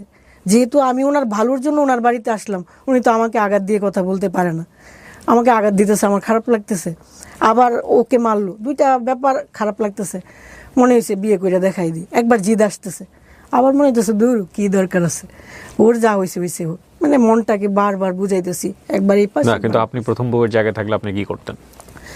এটা তো সবাই যেটা করতেছে সিনক্রেট না করতেছে, না ওই মেয়েটার তো দোষ না, আমি তো বলতেছি না মেয়েটা দোষী। রাইট। তারপর হ্যাঁ, তারপরে চলে গেল, এরকম ভাবে হইলো।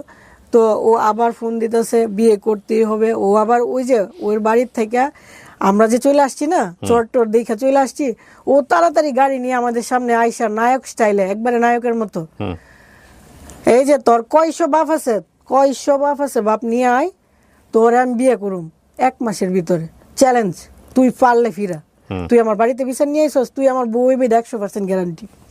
মানে ফিল্ম স্টাইল এরকম ভাবে বইলা গেল। যাক আইসা পড়লাম, ওনার সাথে কথা বলতে চাইতেছি না বা এরকম এরকম। উনি আবার বলতেছে বিষ খাই মরে যা মগা, আমার ছেলেটারে তুই দিস, তোর জন্য মরে যাচ্ছি, এই সেই। হ্যাঁ, তখন বললাম আচ্ছা ঠিক আছে, আপনার ওয়াইফ যদি রাজি থাকে তাহলে আমি আপনার বিয়ে করবো, কারণ আমি জানি ওয়াইফ তো কখনো রাজি হবে না, সে তো এটা পারবে না। তখন ও আমার বলতেছে কি, ওয়াইফের তো রাজি করে ফেলছি, আজকে রাতে বলছি যে আমাদের বিয়ে হয়ে গেছে, তো তুমিও কালকা বইলো ফোন দিয়ে যে আমাদের বিয়ে হয়ে গেছে, দেখো কি হয়। তখন আমি ওনারে বললাম কি আপু আমাদের তো বিয়ে হয়ে গেছে, তো আপনি মানে যদি পারেন আমার ক্ষমা করে দিয়েন, আমার হাতে আর কিছু করার ছিল না, আমাদের বিয়ে হয়ে গেছে, তো আমরা আসেন মিলা টিলা চলি এরকম ভাবে, আমি যেহেতু অনেক টাকা ইনকাম করি, আমাকে এত টাকা পয়সা দেওয়া লাগবে না, জাস্ট ছায়া হিসাবে থাকলো বা এইভাবে বললাম, দেখলাম উনি কি বলে। তো উনি অনেকক্ষণ ইয়ারকি টিয়ারকি মারলো, লাস্টে যখন দেখলো যে না আসলে মনে হয় বিয়ে করে ফেলছে, উনি বলতেছে আপু আপনি কি পার্লারে আছেন? আমি কই জি। কোথায়? আমি আপনার পার্লারে আসবো। এখন একটা মানুষ আসতে চাইতেছে, আমি তো আর না করতে পারি না। আমি বলে আচ্ছা ঠিক আছে আসেন। আমি ভাবছি যে উনি আসবে, আইসা 2 কথা ভালো করে বলবে, তাহলে তো আবার। উনি আসার পরে ওনার বাড়ি সাঙ্গু পাঙ্গু নিয়ে আইসা, মানে আমি একা আর ওনার সাথে 5 জন, 5 জনে আমাকে যেরকম ভাবে পারে মারধর, আমার মাথার চুল অর্ধেক ছিঁড়ে ফেলছে। মানে উনি তো আইসা বলতো যে আপু সত্যি কি আপনি বিয়ে করে ফেলছেন? না এটা তো এটা আপনি আসলে নিজে থেকে বিপদ ডেকে নিয়ে আসছেন, এটা ওনার দোষ দিয়ে লাভ না, এটা আপনারই না, আমার এই এই যে কাহিনীটার মধ্যে বেশিরভাগই আমার দোষ, আমি বলবো না আমার দোষ না। Agreed. হ্যাঁ, পরে উনি মারধর করলো, পুরা বাজারের মানুষ জানছে, পুরা বাজারের মানুষ জানছে যে আমি উনার বউ। আসলে কিন্তু আমাদের বিয়ে হয় নাই। পুরা রিক্সার ড্রাইভার, সিএনজি ড্রাইভারের কাছে ওনারা যায় যায় বলছে এই পার্লারের মহিলা, এই সেই অমুক তমুক, মানে একদম কেমন হয়ে গেল ব্যাপারটা। তখন উনি কি করছে, আমাকে বলতেছে দেখো এরকম হয়েছে, এখন বাজারের মানুষ সবাই আমার পক্ষে, যে তোমার ইজ্জত নিয়ে টানাটানি হয়েছে, হ্যাঁ এটার একটা বিচার হবে, দরবার করব। এখন ও আমাকে ফোন দিয়ে বলতেছে কি, দেখো এখন বাজারের মানুষ যদি, যেহেতু বলা হয়েছে যে 5 লাখ টাকা কাবিন, এখন বাজারের মানুষ আমার যেভাবে হোক 5 লাখ টাকা আদায় করবো, আমি গরিব মানুষ তুমি তো জানো, তাহলে তুমি এক কাজ করো, আমি তোমাকে 2-2.5 লাখ টাকা দিয়ে দিই, তাহলে বাজারের মানুষ হোক গুসটুস খাইলো না, বা এত ঝামেলা করে কলঙ্কিত আর হইল না। কে বলতেছে এটা? হ্যাঁ, ওই যে যার সাথে ঝামেলা, ছেলে। হুম। পরে বললো তুমি আমাদের বাড়িতে আসো, আমার আব্বা বলছে যে তোমাকে 2-2.5 লাখ টাকা দিয়ে এটার ঝামেলা তো মিটাই। বিয়ে হননি তো 2.5 লাখ টাকা কেন নেবেন? সবাই তো জানতেছে আমার বিয়ে হয়েছে। হ্যাঁ, তো সবাইকে বলে দেন আমরা টাকা নিয়ে নিচে কাবিনের শেষ।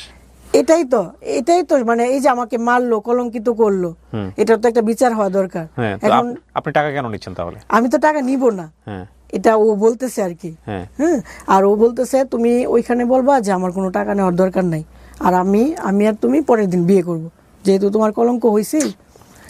হ্যাঁ, এখানে আমার দোষ আছে, আমি বলতেছি। জি। যেহেতু ওনারা আমাকে মারধর করছে, তখন আমি জিদের বসে আমার মনে হয়েছে যে বিয়ে করা দরকার, সুখ পাইলে পাইলাম, না পাইলে নাই, বিয়ে করব, মারলো কেন। পরে উনি আমাকে বাড়িতে নিয়ে উনি আমাকে বুঝাইছে কি, আর যাই দেখি ওইখানে উকিল আসে, উকিল না কি যেন বলে, কাজী, ডিভোর্স দেওয়া হবে। হ্যাঁ, আমি তো দেখি অবাক যে কি হইলো, মানে উনি আমার সাথে বিশ্বাসঘাতকতা করছে, ওই দিন থেকে ফার্স্ট শুরু। উনি আমাকে সিগনেচার দেওয়াইলে, উনি সিগনেচার দিল, মানে সবাই বুঝলো বিয়ে ছাড়া ডিভোর্স। হ্যাঁ, বিয়ে ছাড়া ডিভোর্স, সবাই বুঝলো ডিভোর্স হয়ে গেছে, উনিও মুক্ত। তো আপনার ডিভোর্সের সময় কাবিননামা চায় নাই কাজী? উনি বুঝাইছে যে তোমার কোনো চাওয়া পাওয়া আছে, আমি বলছি না আমার কোনো চাওয়া না, কিন্তু আপনাদের বিয়ে যদি না হয়ে থাকে তাহলে ডিভোর্স হয় কিভাবে? প্রথম কথা হচ্ছে যে কাজীর মাধ্যমে ডিভোর্স হচ্ছে, কাজী তো আপনাদের কাবিননামা চাবে, কাবিননামা কই? এগুলো কিছু চাই নাই। হ্যাঁ, উনি তো চাইলে তো এটার ব্যাখ্যা হইতো, উনি কিছুই চাই নাই, উনি জাস্ট আমাকে নাম লেখাইতেছে, এমনকি আমার আইডি কার্ডের ফটোকপিও চাই নাই। আমি ইচ্ছা করে একটা সালিশের মধ্যে? হ্যাঁ হ্যাঁ, আমি ইচ্ছা করলে একটা ভুল নামও দিয়ে আসতে পারি, ওইখানে কোনো কিছুই চাইতেছে না, আমাকে জাস্ট সবাই বুঝাইতেছে যে হ্যাঁ হ্যাঁ ছাড়াছাড়ি হয়ে গেছে, বউ খুশি, বাপ মা খুশি, সবাই খুশি, লেখালেখি হয়ে গেল। আমি এত রাত্রে কিভাবে বাড়িতে আসবো? আমাকে কেউ মাথায় হাত দিয়ে সান্ত্বনাও দেয় না, এই যে মা তুমি আমাদের জন্য এত কিছু করলা, বিয়ে হয়েছে, বিনা টাকায় আমার এখান থেকে চলে যাইতেছো, বা তোমার কলঙ্ক হয়েছে, এই ধরনের কোনো কথা না। আমি বাড়ি থেকে বের হবো কি করে, লজ্জা লাগতেছে, ওনারা কেউ হেল্পও করতেছে না। লাস্ট মুহূর্তে একজনে বলতেছে ওনার একটা গাড়িতে উঠাই দো, পরে রিক্সা দিয়ে বাড়িতে চলে আসলাম। তো বাড়ির সবাই কেউ এগুলো কিছুই জানে না, যা কিভাবে গেল। এখন আমার মাথায় তো ভূত চাপছে যে এখন আমার বিয়ে করা লাগবে, যেহেতু উনি আমার সাথে 2 নাম্বারই করছে। কাকে বিয়ে করবেন? ওই ছেলেকে আবার বিয়ে হ্যাঁ, করবেন? হ্যাঁ। ডিভোর্স দিয়ে আসছেন, তাকে আবার বিয়ে করবেন? হ্যাঁ, মানে বিয়ের আগে ডিভোর্স, তারপর আবার বিয়ে? হ্যাঁ, বিয়ে তো হয় নাই, কলঙ্কিত হয়েছি ওরে বিয়ে না করে। তখন পরবর্তীতে বিকেলবেলা ও আমাকে ডেট দিছে, আমি বিকালে আসবো, বিকাল হয়ে যেতেছে, তেমন একটা আসার সম্ভাবনা নাই। তখন ওর এক ফ্রেন্ডে ফোন দিছে যে কি অবস্থা, কি খবর। ওর ফ্রেন্ড বলতেছে যে ও তো বাড়ির থেকে বের হইতে পারতেছে না, যেহেতু কালকে এরকম হয়েছে, বাড়ির থেকে তো 2-4 দিন দিব না। আচ্ছা, আমি ওরা যাই নিয়ে আসতেছি। ওরা আবার নিয়ে আসলো। হ্যাঁ, আমরা আবার কাজের কাছে গেলাম, বিয়ে পড়াইলাম, এবার ফাইনালি বিয়ে করলেন? ফাইনালি বিয়ে হয়েছে। যে কলঙ্কটা হয়েছে বিয়ে না করেও আমি এটা করলাম। ওই যে 5 লাখ টাকা কাবিন দেওয়ার কথা ছিল, মানে আগেরটা সবাইকে আই ওয়াশ করছে যে ডিভোর্স হয়েছে, যে টেনশনের কিছু কিন্তু না, এলাকার কেউ জানে না, মানে কিন্তু বাজারে এর পরের বার তারা বিয়ে করছে আবার। হ্যাঁ, বাজারের কেউ জানে না যে ডিভোর্স হয়েছে বা এরকম হয়েছে, বা আমার এলাকার কেউ জানে না, জাস্ট ওদের বাড়ির 2-4 জন, বুঝছেন না? তো এরকম হইলো, বিয়ে হইলো। তখন মানে ব্যাপারটা চাইছিলাম যে কয়েকদিন গোপন থাকুক। তো দেখা গেল যে উনি তো আমার সাথে থাকতে গেলে ব্যাপারটা আস্তে আস্তে জানাজানি হয়ে যাবে। এই সপ্তাহখানেক কত টাকা কাবিননামা হলো? 5 লাখ টাকা। আছে কাবিননামা আপনার কাছে? কাবিননামা নাই, আমার মোবাইলে ছবি আছে। কাবিননামার ছবি আছে? জি, তারপর? পরে ছবি আছে। পরে এভাবে যাক, উনি আমার কাছে আসলো সপ্তাহখানেক পরে। আসার পরে যখন 2-3 রাত একসাথে ছিলাম, বাড়ির থেকে ফোন আসতেছে, কই তুমি কেন, মানে ওরা আস্তে আস্তে সন্দেহ করা শুরু করলো। পরে ব্যাপারটা ভাবলাম যে হ্যাঁ, এভাবে লুকায়িত ভাবে সম্ভব না, জানাই দাও, যা হওয়ার হবে। পরে ও জানাই দিল যে হ্যাঁ আমরা বিয়ে করছি। পরে ওনারা আবার আসলো, আইসা বলতেছে আপু কি হয়েছে, যে হ্যাঁ এমন আগে বিয়ে হয়েছিল না, এখন হয়েছে। বললাম একবার তো মারা গেছেন, এখন চাইলে মারতে পারেন, আপনারা যা খুশি করেন। তো ওই দিন আর মারধর করে নাই, এগুলো শুই না, ওনারা চলে গেছে। আর আমার যে পার্লারের স্টাফ, তাদের বাড়ি বাড়ি যাইতেছে, ওদেরকে যেন আমার পার্লারে না আসতে দেয়, মানে আমার বিজনেসটা অফ হয়ে যাক, আমার যেন আস্তে আস্তে সবকিছু কম হয়ে যায়। আপনি বিয়ে করার আগে আপনার বাবা মার সঙ্গে কথা বলছিলেন? না। না, পরবর্তীতে আপনার কি পরিবারের সাথে সম্পর্ক ছিল, আমার নাকি আপনি একাই থাকতেন ওই সময়টাতে?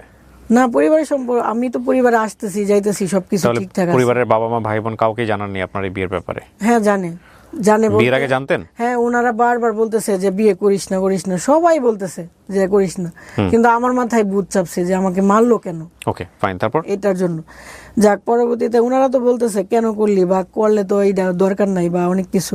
তারপর আমি করছি, করার পরে উনি সব সময় আমার কাছে আসতেছে, এখানে যাইতেছে ওইখানে যাইতেছে, মানে আমার কাছে আসতেছে ওইখানে যাইতেছে, বা আমি ওইরকম ভাবে দিতেছি যাতে গুনাহ না হয়, আল্লাহ যেন না বলতে পারে যে তুমি একা কেন সবকিছু নিচ্ছ। আমার কাছে 7 দিন বা ওর কাছে 7 দিন, এভাবে আসা যাওয়া করতেছে, সবাই জানতেছে। আর ওর ওয়াইফের হাতেও তখন হয়তো বা আর সুযোগ নাই, যেহেতু ও এরকম একটা প্রতারণা করার পরে আমাকে বিয়ে করছে। হ্যাঁ, তখন ওর ওয়াইফ হয়তো ভাবতেছে হ্যাঁ আস্তে আস্তে পরে যেভাবে হোক সরামনে, ওরা এটা মাইনা নিতেছে, আমার কাছে আসতেছে, ওইখানে যাইতেছে, সবাই দেখতেছে, জানতেছে, সবকিছু নর্মাল, এটা নিয়ে আর কোনো বাড়াবাড়ি হচ্ছে না। একদিন হঠাৎ করে অ্যাক্সিডেন্ট হয়ে গেল, উনি যে গাড়ি চালাইতো, গাড়িটা উল্টায় পড়ে ওনার হয়ে গেল। হওয়ার পরে ওনার রাত্রে 11টার সময়, হ্যাঁ, যেহেতু প্রেম করে বিয়ে করছি, ওনার প্রতি তো আলাদা একটা টান আছে, আমার খুব খারাপ লাগতেছে যে ওনারে না দেখে আমি কেমনে থাকবো।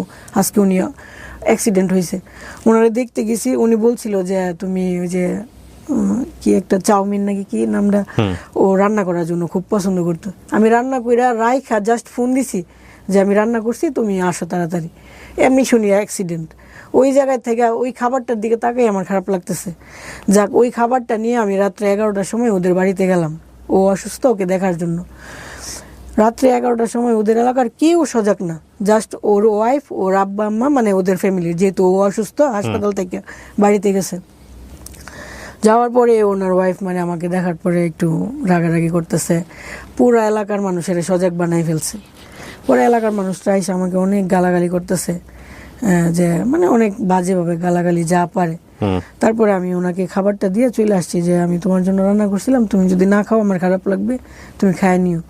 তো কান্না টান্না করে চলে আসছি। তো আইসা আবার পার্লারেই ঘুমাইলাম, থাকলাম। তো এর ভিতরে উনি কি হইলো, উনি কিন্তু আমাকে কোনো বাসা করে দেয় নাই। আমরা ওই যে পার্লারেই থাকতাম, আমার পার্লারে উনি একবার থেকে অভ্যাস হয়ে গেছে, ওনার কাছে মনে হলো যে আর টাকা খরচ করার দরকার নাই। উনি আমাকে কোনো হাঁড়ি পাতিল কিনা দেয় নাই, কোনো গ্যাসের চুলা কিনা দেয় নাই, শীত আসছে কম্বলও না। মানে ওনার কাছে চাইতেছি, চাইলে বলতেছে আমি তো তোমার টাকা পয়সা দিতে পারি না, সব ইনকামের টাকা তো বাড়ির চলে যায়, কারণ বাড়ির থেকে বলা হইতেছে যে টাকা যেন ওর হাতে একটা টাকাও না দেয়। আমার হাতে কোনো টাকা দেয় না, জাস্ট সিগারেটের জন্য টাকা দেয়। এখন আমি তোমাকে কিভাবে দিব, এভাবে বলতেছে। যাক, আমিও বিশ্বাস করতাম, আমার ইনকামের টাকা দিয়ে চলতাম ফিরতাম এভাবে। একটা সময় যখন নাকি নভেম্বর ডিসেম্বর আসলো, শীতকালে ওর আলাদা একটা ইনকাম হয়, যে ডেকোরেশনের কাজের তো ওই যে ওয়াজ মাহফিল হয় না, ওয়াজ মাহফিলের রাত্রের বেলা যখন ওয়াজ হয় তখন আলাদা একটা ইনকাম হয়। ওই যে ইনকাম হয়, ওই টাকাটা কিন্তু ওর বাড়িতে যাচ্ছে না, ওইটা ওর হাতে আসছে। এরপরেও যখন ও আমাকে টাকা না দিচ্ছে বা কিছু দিচ্ছে না, তখন আমার কিছুটা সন্দেহ হলো যে ব্যাপার কি। অথচ মুখ দিয়ে আপনি যেরকম ওই যে শরৎচন্দ্র চট্টোপাধ্যায়ের কথা বলতেছেন না, এত আদর করে, এত আদর, যা বুঝার উপায় নাই যে ও আসলে ওইরকম কিনা। খুব আদর করে, আমরা খুব হ্যাপি, বোঝা যাইতেছে, সবাই দেখতেছে আমরা খুব হ্যাপি। তখন থেকে বলতেছি না, আমি আর সংসারটা করব না, বা আমার যে 5 লাখ টাকার কামিন আমি এটাও চাই না, আমি নিজে থেকে সইরা যাবো।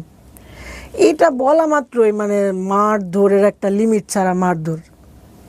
আমার এই গাল দুইটা মনে হয় আজকে 5 মাস যাবৎ মার খাইতে খাইতে মানে অবস্থা খুব খারাপ। প্রচুর মারধর করে, মানে তুই চলে যাবি কেন, তোরে বিয়ে করছি, তুই আমার কষ্টের দিনে ছিলি, তুই আমার সুখের দিনে থাকবি। এতগুলো মারতেছে।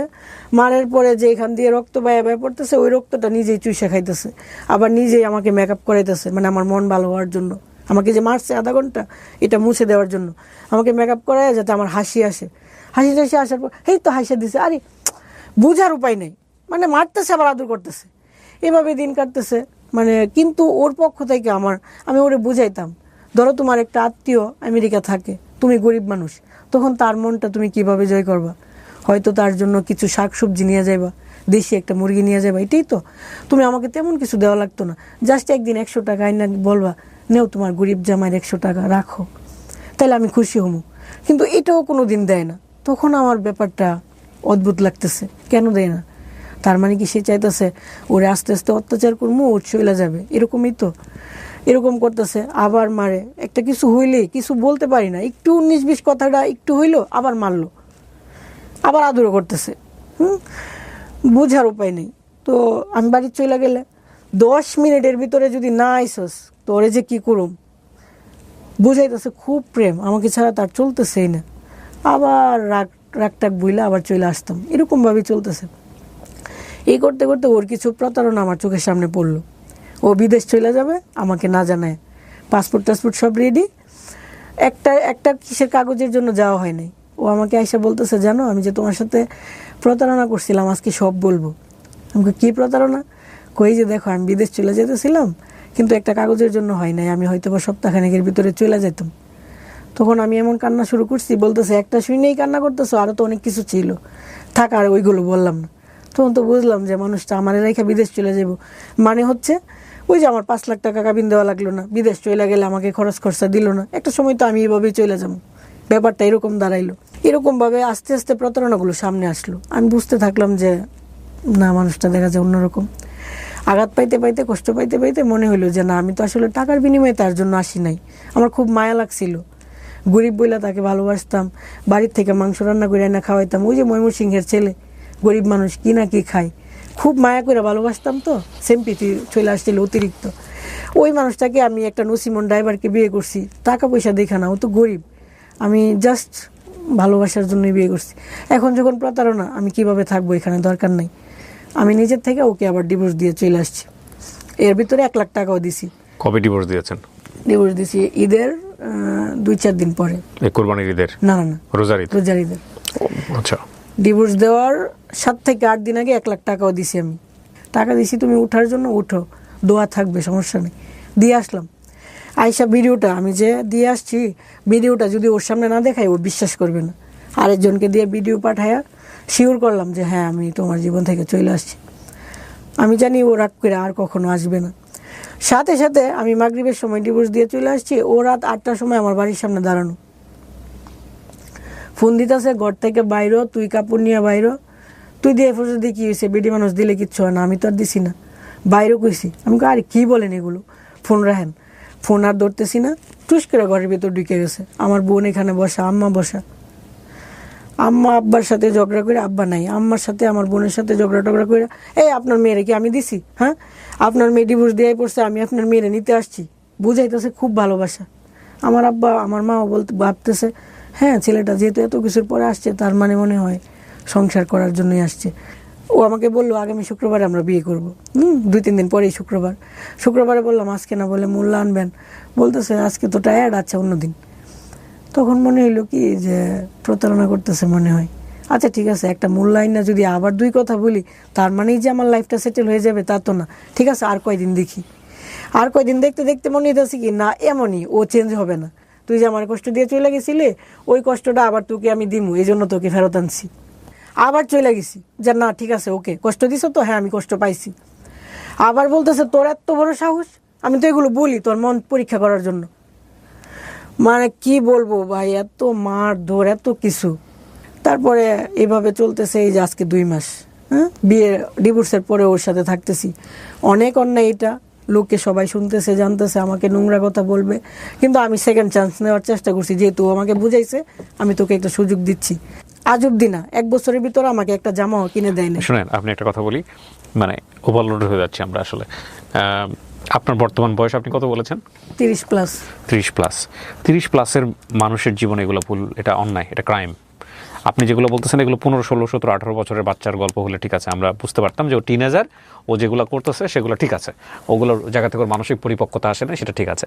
বাট 30 প্লাস অধিকের একটা মানুষ, এবং যার জীবনে যার একটা বাচ্চা আছে, সংসার আছে, তারপরে সে প্রেমের জন্য এত কিছু ভুল করে ফেলবে, এগুলো ভুল না, এগুলো ক্রাইম। আমি সরি, আমার জায়গা থেকে বিষয়টা এরকমই। আপনি ধরেন এসে গল্পটা বলে গেলেন, তো ছেলেটা আপনাকে এটা করেছে, ওটা করেছে, ওটা করেছে, এটা করেছে, ওই ছেলে যদি এখানে বলতো, ওই ছেলেও আপনার এগেইনস্টে 100টা কথা বলতে পারতো। হ্যাঁ হ্যাঁ, ঠিক আছে, গল্প অবশ্যই বলবে। যখন বলে এখানে কেউ অবশ্যই একজন, বলবে। গল্প যখন এখানে কেউ একজন বলে, তখন সে মনে করে যে আমি হচ্ছি পৃথিবীর সবচেয়ে ভালো মানুষ আর বাকি যারা সবাই অপরাধী। না, অবশ্যই এটা নিয়ম, তার মানে কথা আছে। গল্পের জায়গাটা থেকে এরকমই হয় বলা, কিন্তু গল্পটা কখনো এরকম না, গল্পটা দ্বিপাক্ষিক। অবশ্যই তার হ্যাঁ, কথা আছে। আর দ্বিতীয় কথা হচ্ছে যে আমি ধরে নিলাম যে যদি আপনি যা বলছেন সবই সত্য যদি হয়, তারপরেও আপনি এই যে বর্তমান যাকে বিয়ে করেছেন বা বিয়ে করে ডিভোর্স দিয়েছেন বা ডিভোর্স ছাড়া যেভাবে থাকছেন, হোয়াট এভার ইট ইজ, এই সংসারের যে ভুলটা, এই ভুলের সমস্ত ক্রেডিট আপনার। জি জি, এটা অবশ্যই আমার। তাই তাছাড়া আপনি জেনে শুনে ওর বিয়ের আগে জানতে পারছেন যে ওর বউ আছে, আপনি এই আগুনে ঝাঁপ কেন দিবেন? কারণটা হচ্ছে আপনি তার প্রতি প্রেমে পড়ে গেছেন। প্রেমে পড়তেই পারেন হয়তো বা সেখানে মন আসছে যে কারণেই হোক হয়েছে, কিন্তু প্রেমে পড়া আর বিয়ে করে জীবনের সিনেমিনি খেলা এটা এক জিনিস না। শোনেন, আমি আমার এন্টায়ার লাইফে অনেক গল্প প্রচার করেছি এই রকমের। বিষয়টা এরকম না যে আসলে কাউকে জ্ঞান দেয়া এই গল্প নিয়ে বা এরকম কোনো কিছু করা। আমাদের সংসার জীবনের অনেকেই আমরা হ্যাপি না, অনেকেই অনেক ধরনের অভিজ্ঞতার মধ্য দিয়ে যাই, বাট যারা বিভিন্ন রকম, দেখুন আজকে যে আমাদের যেই বোনটি আজকে এখানে এসছে, ওর নাম হচ্ছে সুমা। সুমা কিন্তু একটা রিয়েলাইজেশন নিয়ে এখানে এসছে যে ওনার মতো কেউ যাতে ভুলগুলো না করে, ওনার মতো ইমোশনালি যাতে ব্লাইন্ডলি কেউ ওই ভুলগুলো না করে। একটা পার্ট পর্যন্ত ওনার জীবনে যে ঘটনাটা ঘটে গেছে, বিশেষ করে ওই যে আপনার সেই সময়টাতে প্রায় 13 থেকে 14 বছর আগে একটা ভিডিও নিয়ে ওনার জীবনে যে ঘটনাটা ঘটে গেছে, এবং সেখান থেকে ফিরে এসে নিজের জীবনে দাঁড়ানোর যে চেষ্টাটা, একটা সংসার জীবন, এই পর্যন্ত দেখেন, এই পর্যন্ত এই গল্পের এই জায়গাটা অসম্ভব রকম রেসপেক্টের একটা গল্প। একটা যুদ্ধে একটা মেয়েকে সামাজিকতার মানে বলা যেতে পারে রক্তচক্ষু উপেক্ষা করে নিজেকে টিকিয়ে রাখার যে গল্পটা, এটা একটা প্রচণ্ড শ্রদ্ধার সম্মানের একটা গল্প। কিন্তু এই মানুষটাই জীবনের একটা পর্যায়ে এসে যখন এমন একজন মানুষের সাথে ফল ইন হচ্ছে, প্রেমে পড়ছে, একটা ভালোবাসার সম্পর্ক তৈরি হচ্ছে, হাজব্যান্ড ওয়াইফের সম্পর্ক তৈরি হচ্ছে, আবার হচ্ছে না, আবার সেখান থেকে বের হয়ে আসছে, এই যে ব্যাপারগুলা, এইগুলা টিনেজ বয়সে অনেক সময় মানা যায়, কিন্তু এক বাচ্চার মা হয়ে একটা পরিণত জীবনে এক্সপিরিয়েন্সে এসে প্রেম আমাদেরকে এরকম সেকেন্ড করে দিলে, সেটা নিঃসন্দেহে আমাদের জন্য অত্যন্ত কষ্টকর। আমি শুধু আপনাকে একটা জিনিস প্রশ্ন করি, আপনি গল্পটা কেন বললেন বলেন তো সামাজিক যোগাযোগ মাধ্যমে? মানে আপনি আসলে ইন্টেনশনটা কি আপনার গল্পটা বলে? আপনার এই গল্প থেকে মানুষ কি শিখতে পারে আসলে? আচ্ছা, মানে যে গল্পটা বলতেছিলাম, আর জাস্ট 2 লাইন বলি, আর জাস্ট 2 লাইন। আপনি 2 লাইন বলেন, কিন্তু 2 লাইনে কিছু থাকবে না, আমি বলার সুযোগ দিচ্ছি আপনাকে, বলেন, সমস্যা আচ্ছা নেই। ঠিক আছে। উনি আমাকে ঈদের মধ্যে বুঝাইতেছে যে টাকা টুকা নাই, জামা কাপড় দেয় নাই। হ্যাঁ, উনি বুঝাইতেছে যে কুরবানিও দিবে না। এখন আমার মনে হচ্ছে আমাকে বিয়ে করার পর জীবনে প্রথম যদি উনি কুরবানি না দেয়, তাহলে হয়তো আমাকে নিজেকে অলক্ষী মনে হতে পারে। আমি আমার বোন জামাইয়ের কাছ থেকে 20,000 টাকা আইনা দিয়া ওরে বললাম যে হ্যাঁ, তুমি সাথে কিছু টাকা দিয়ে বাড়িতে কুরবানি দাও। কে বলছে আপনাকে এটা? এটা আমার ধর্মে আছে? আপনার হাজবেন্ডের যদি সামর্থ্য না থাকে দিবে না, শেষ। এই অলক্ষী মনে হওয়ার কি আছে? বইয়ের সাথে কি সম্পর্ক? এই যে আকবারায় আমরা মনে করি, এটাও একটা সমস্যা। যাই হোক, হ্যাঁ, তারপরে পরে উনি কি করলো, 20,000 টাকা নিয়ে উনি আমার বুঝাইছে, আচ্ছা ঠিক আছে, একটা খাসি আনমনে আইনা তোমার এখানে কুরবানি দিব না। তখন তো আপনার সে স্বামী না। হ্যাঁ, না না। তারপরে করলো, এটা করার পরে উনি 2-3 বাজার ঘুরে আমাকে বুঝাইলো আমি খাসি টাসি পাই নাই, টাকা আইনা ফেরত দিয়ে দিছে। ঈদের আগের দিন রাত্রে আমাকে রাইখা চলে যেতেছে, বলতেছে যে আমি বাড়িতে যেতেছি, তুমি থাকো। ঈদের কোনো বাজার টাজার কিছু কইরা দেয় নাই, কিছুই না, উনি চলে গেল। আপনার 2 মিনিট হয়ে গেছে, আমি জানি আপনি শুধু অভিযোগই বলতে থাকবেন আপনার এই তাকে নিয়ে। দরকার নাই তো, যেখানে ভুলটাই আপনার, তার অভিযোগ দিয়ে আমরা কি করব বলেন? এখানে কিন্তু আগাগোড়ায় ভুলটাই আপনারই, আপনি সেটা স্বীকার করেন। হ্যাঁ হ্যাঁ, অবশ্যই। যদি স্বীকার করেন, তাহলে মূল কথা হচ্ছে যে ঘরের দরজাটা বন্ধ থাকার কথা ছিল, সেই ঘরের দরজায় এমন একজন এসে টকটক করছে, আপনি জানতেনই সে ঘরের মধ্যে ঢুকলে সে একটা ক্রাইম করবে। সে ঘরের মধ্যে ঢোকা মানে হচ্ছে আপনার ঘরটাকে নষ্ট করে দেওয়া, ছিন্ন বিচ্ছিন্ন করে দেয়া। আপনি এটা জানতেন দরজাটা খোলার আগে। এরপর যদি আপনি দরজাটা খোলেন, সেই অপরাধটা কি আপনার না ওর? আপনি আমার জাস্ট এই প্রশ্ন পুরাটাই আমার। আপনার না? তাহলে আর ওকে অভিযোগ দিয়ে লাভটা কি? ওর বিরুদ্ধে আর বলে লাভটা কি? না না, বলে লাভ নাই, কিন্তু এটাই যে আমি যে ভুলগুলো করছি, এই যে বুকামি, এত কিছু লাইফে, এত মানে এত ধাক্কা খাওয়ার পরেও কিছু শিখতে পারি নাই, বুঝতে পারি নাই। এখন যখন আবার রাস্তা দিয়ে হাঁটবো, একটা তো ঘটনা আছে, একটা হাজবেন্ড। আপনাকে একটা প্রশ্ন করি, আপনি একটা সৎ একটা উত্তর দিন। হ্যাঁ, একদম মন থেকে আমি বিশ্বাস করি আপনি সেই উত্তরটা দিবেন। আপনি ওকে ভালোবাসেন এখনো? জি, ভালোবাসি। দ্যাট ইজ দ্য, মানে গল্পের যদি লেসন বলেন তাহলে এটা হচ্ছে লেসন। যে মানুষটাকে সে এখনো সে ভালোবাসে, সেই মানুষটার সম্পর্কে সেখানে বসে অভিযোগের পর অভিযোগ বলে যাচ্ছে। ফ্যাক্ট হচ্ছে কি, আমরা আসলেই সত্য কথা বলতে লাভ কোনটা, লাভের সাথে রেসপেক্ট কোনটা, এবং লাভের জায়গাটা থেকে আসলে কতটুকু আমাদের জীবনে রেসপেক্টের একটা জায়গা থেকে চর্চা করা উচিত, সেইটা আমরা আসলে বুঝি না। আমরা আসলে কেউই বুঝি না। যে মানুষটাকে আমি লাভ করি সেই মানুষটাকে আমি কেন অসম্মান করব? অ্যান্ড উই ডু অ্যাকচুয়ালি লাভ করার পরেও করি, মানে কষ্টের জায়গা থেকে করি, অভিমানের জায়গা থেকে করি, বিভিন্নভাবে করি, হ্যাঁ, বিভিন্নভাবে করি।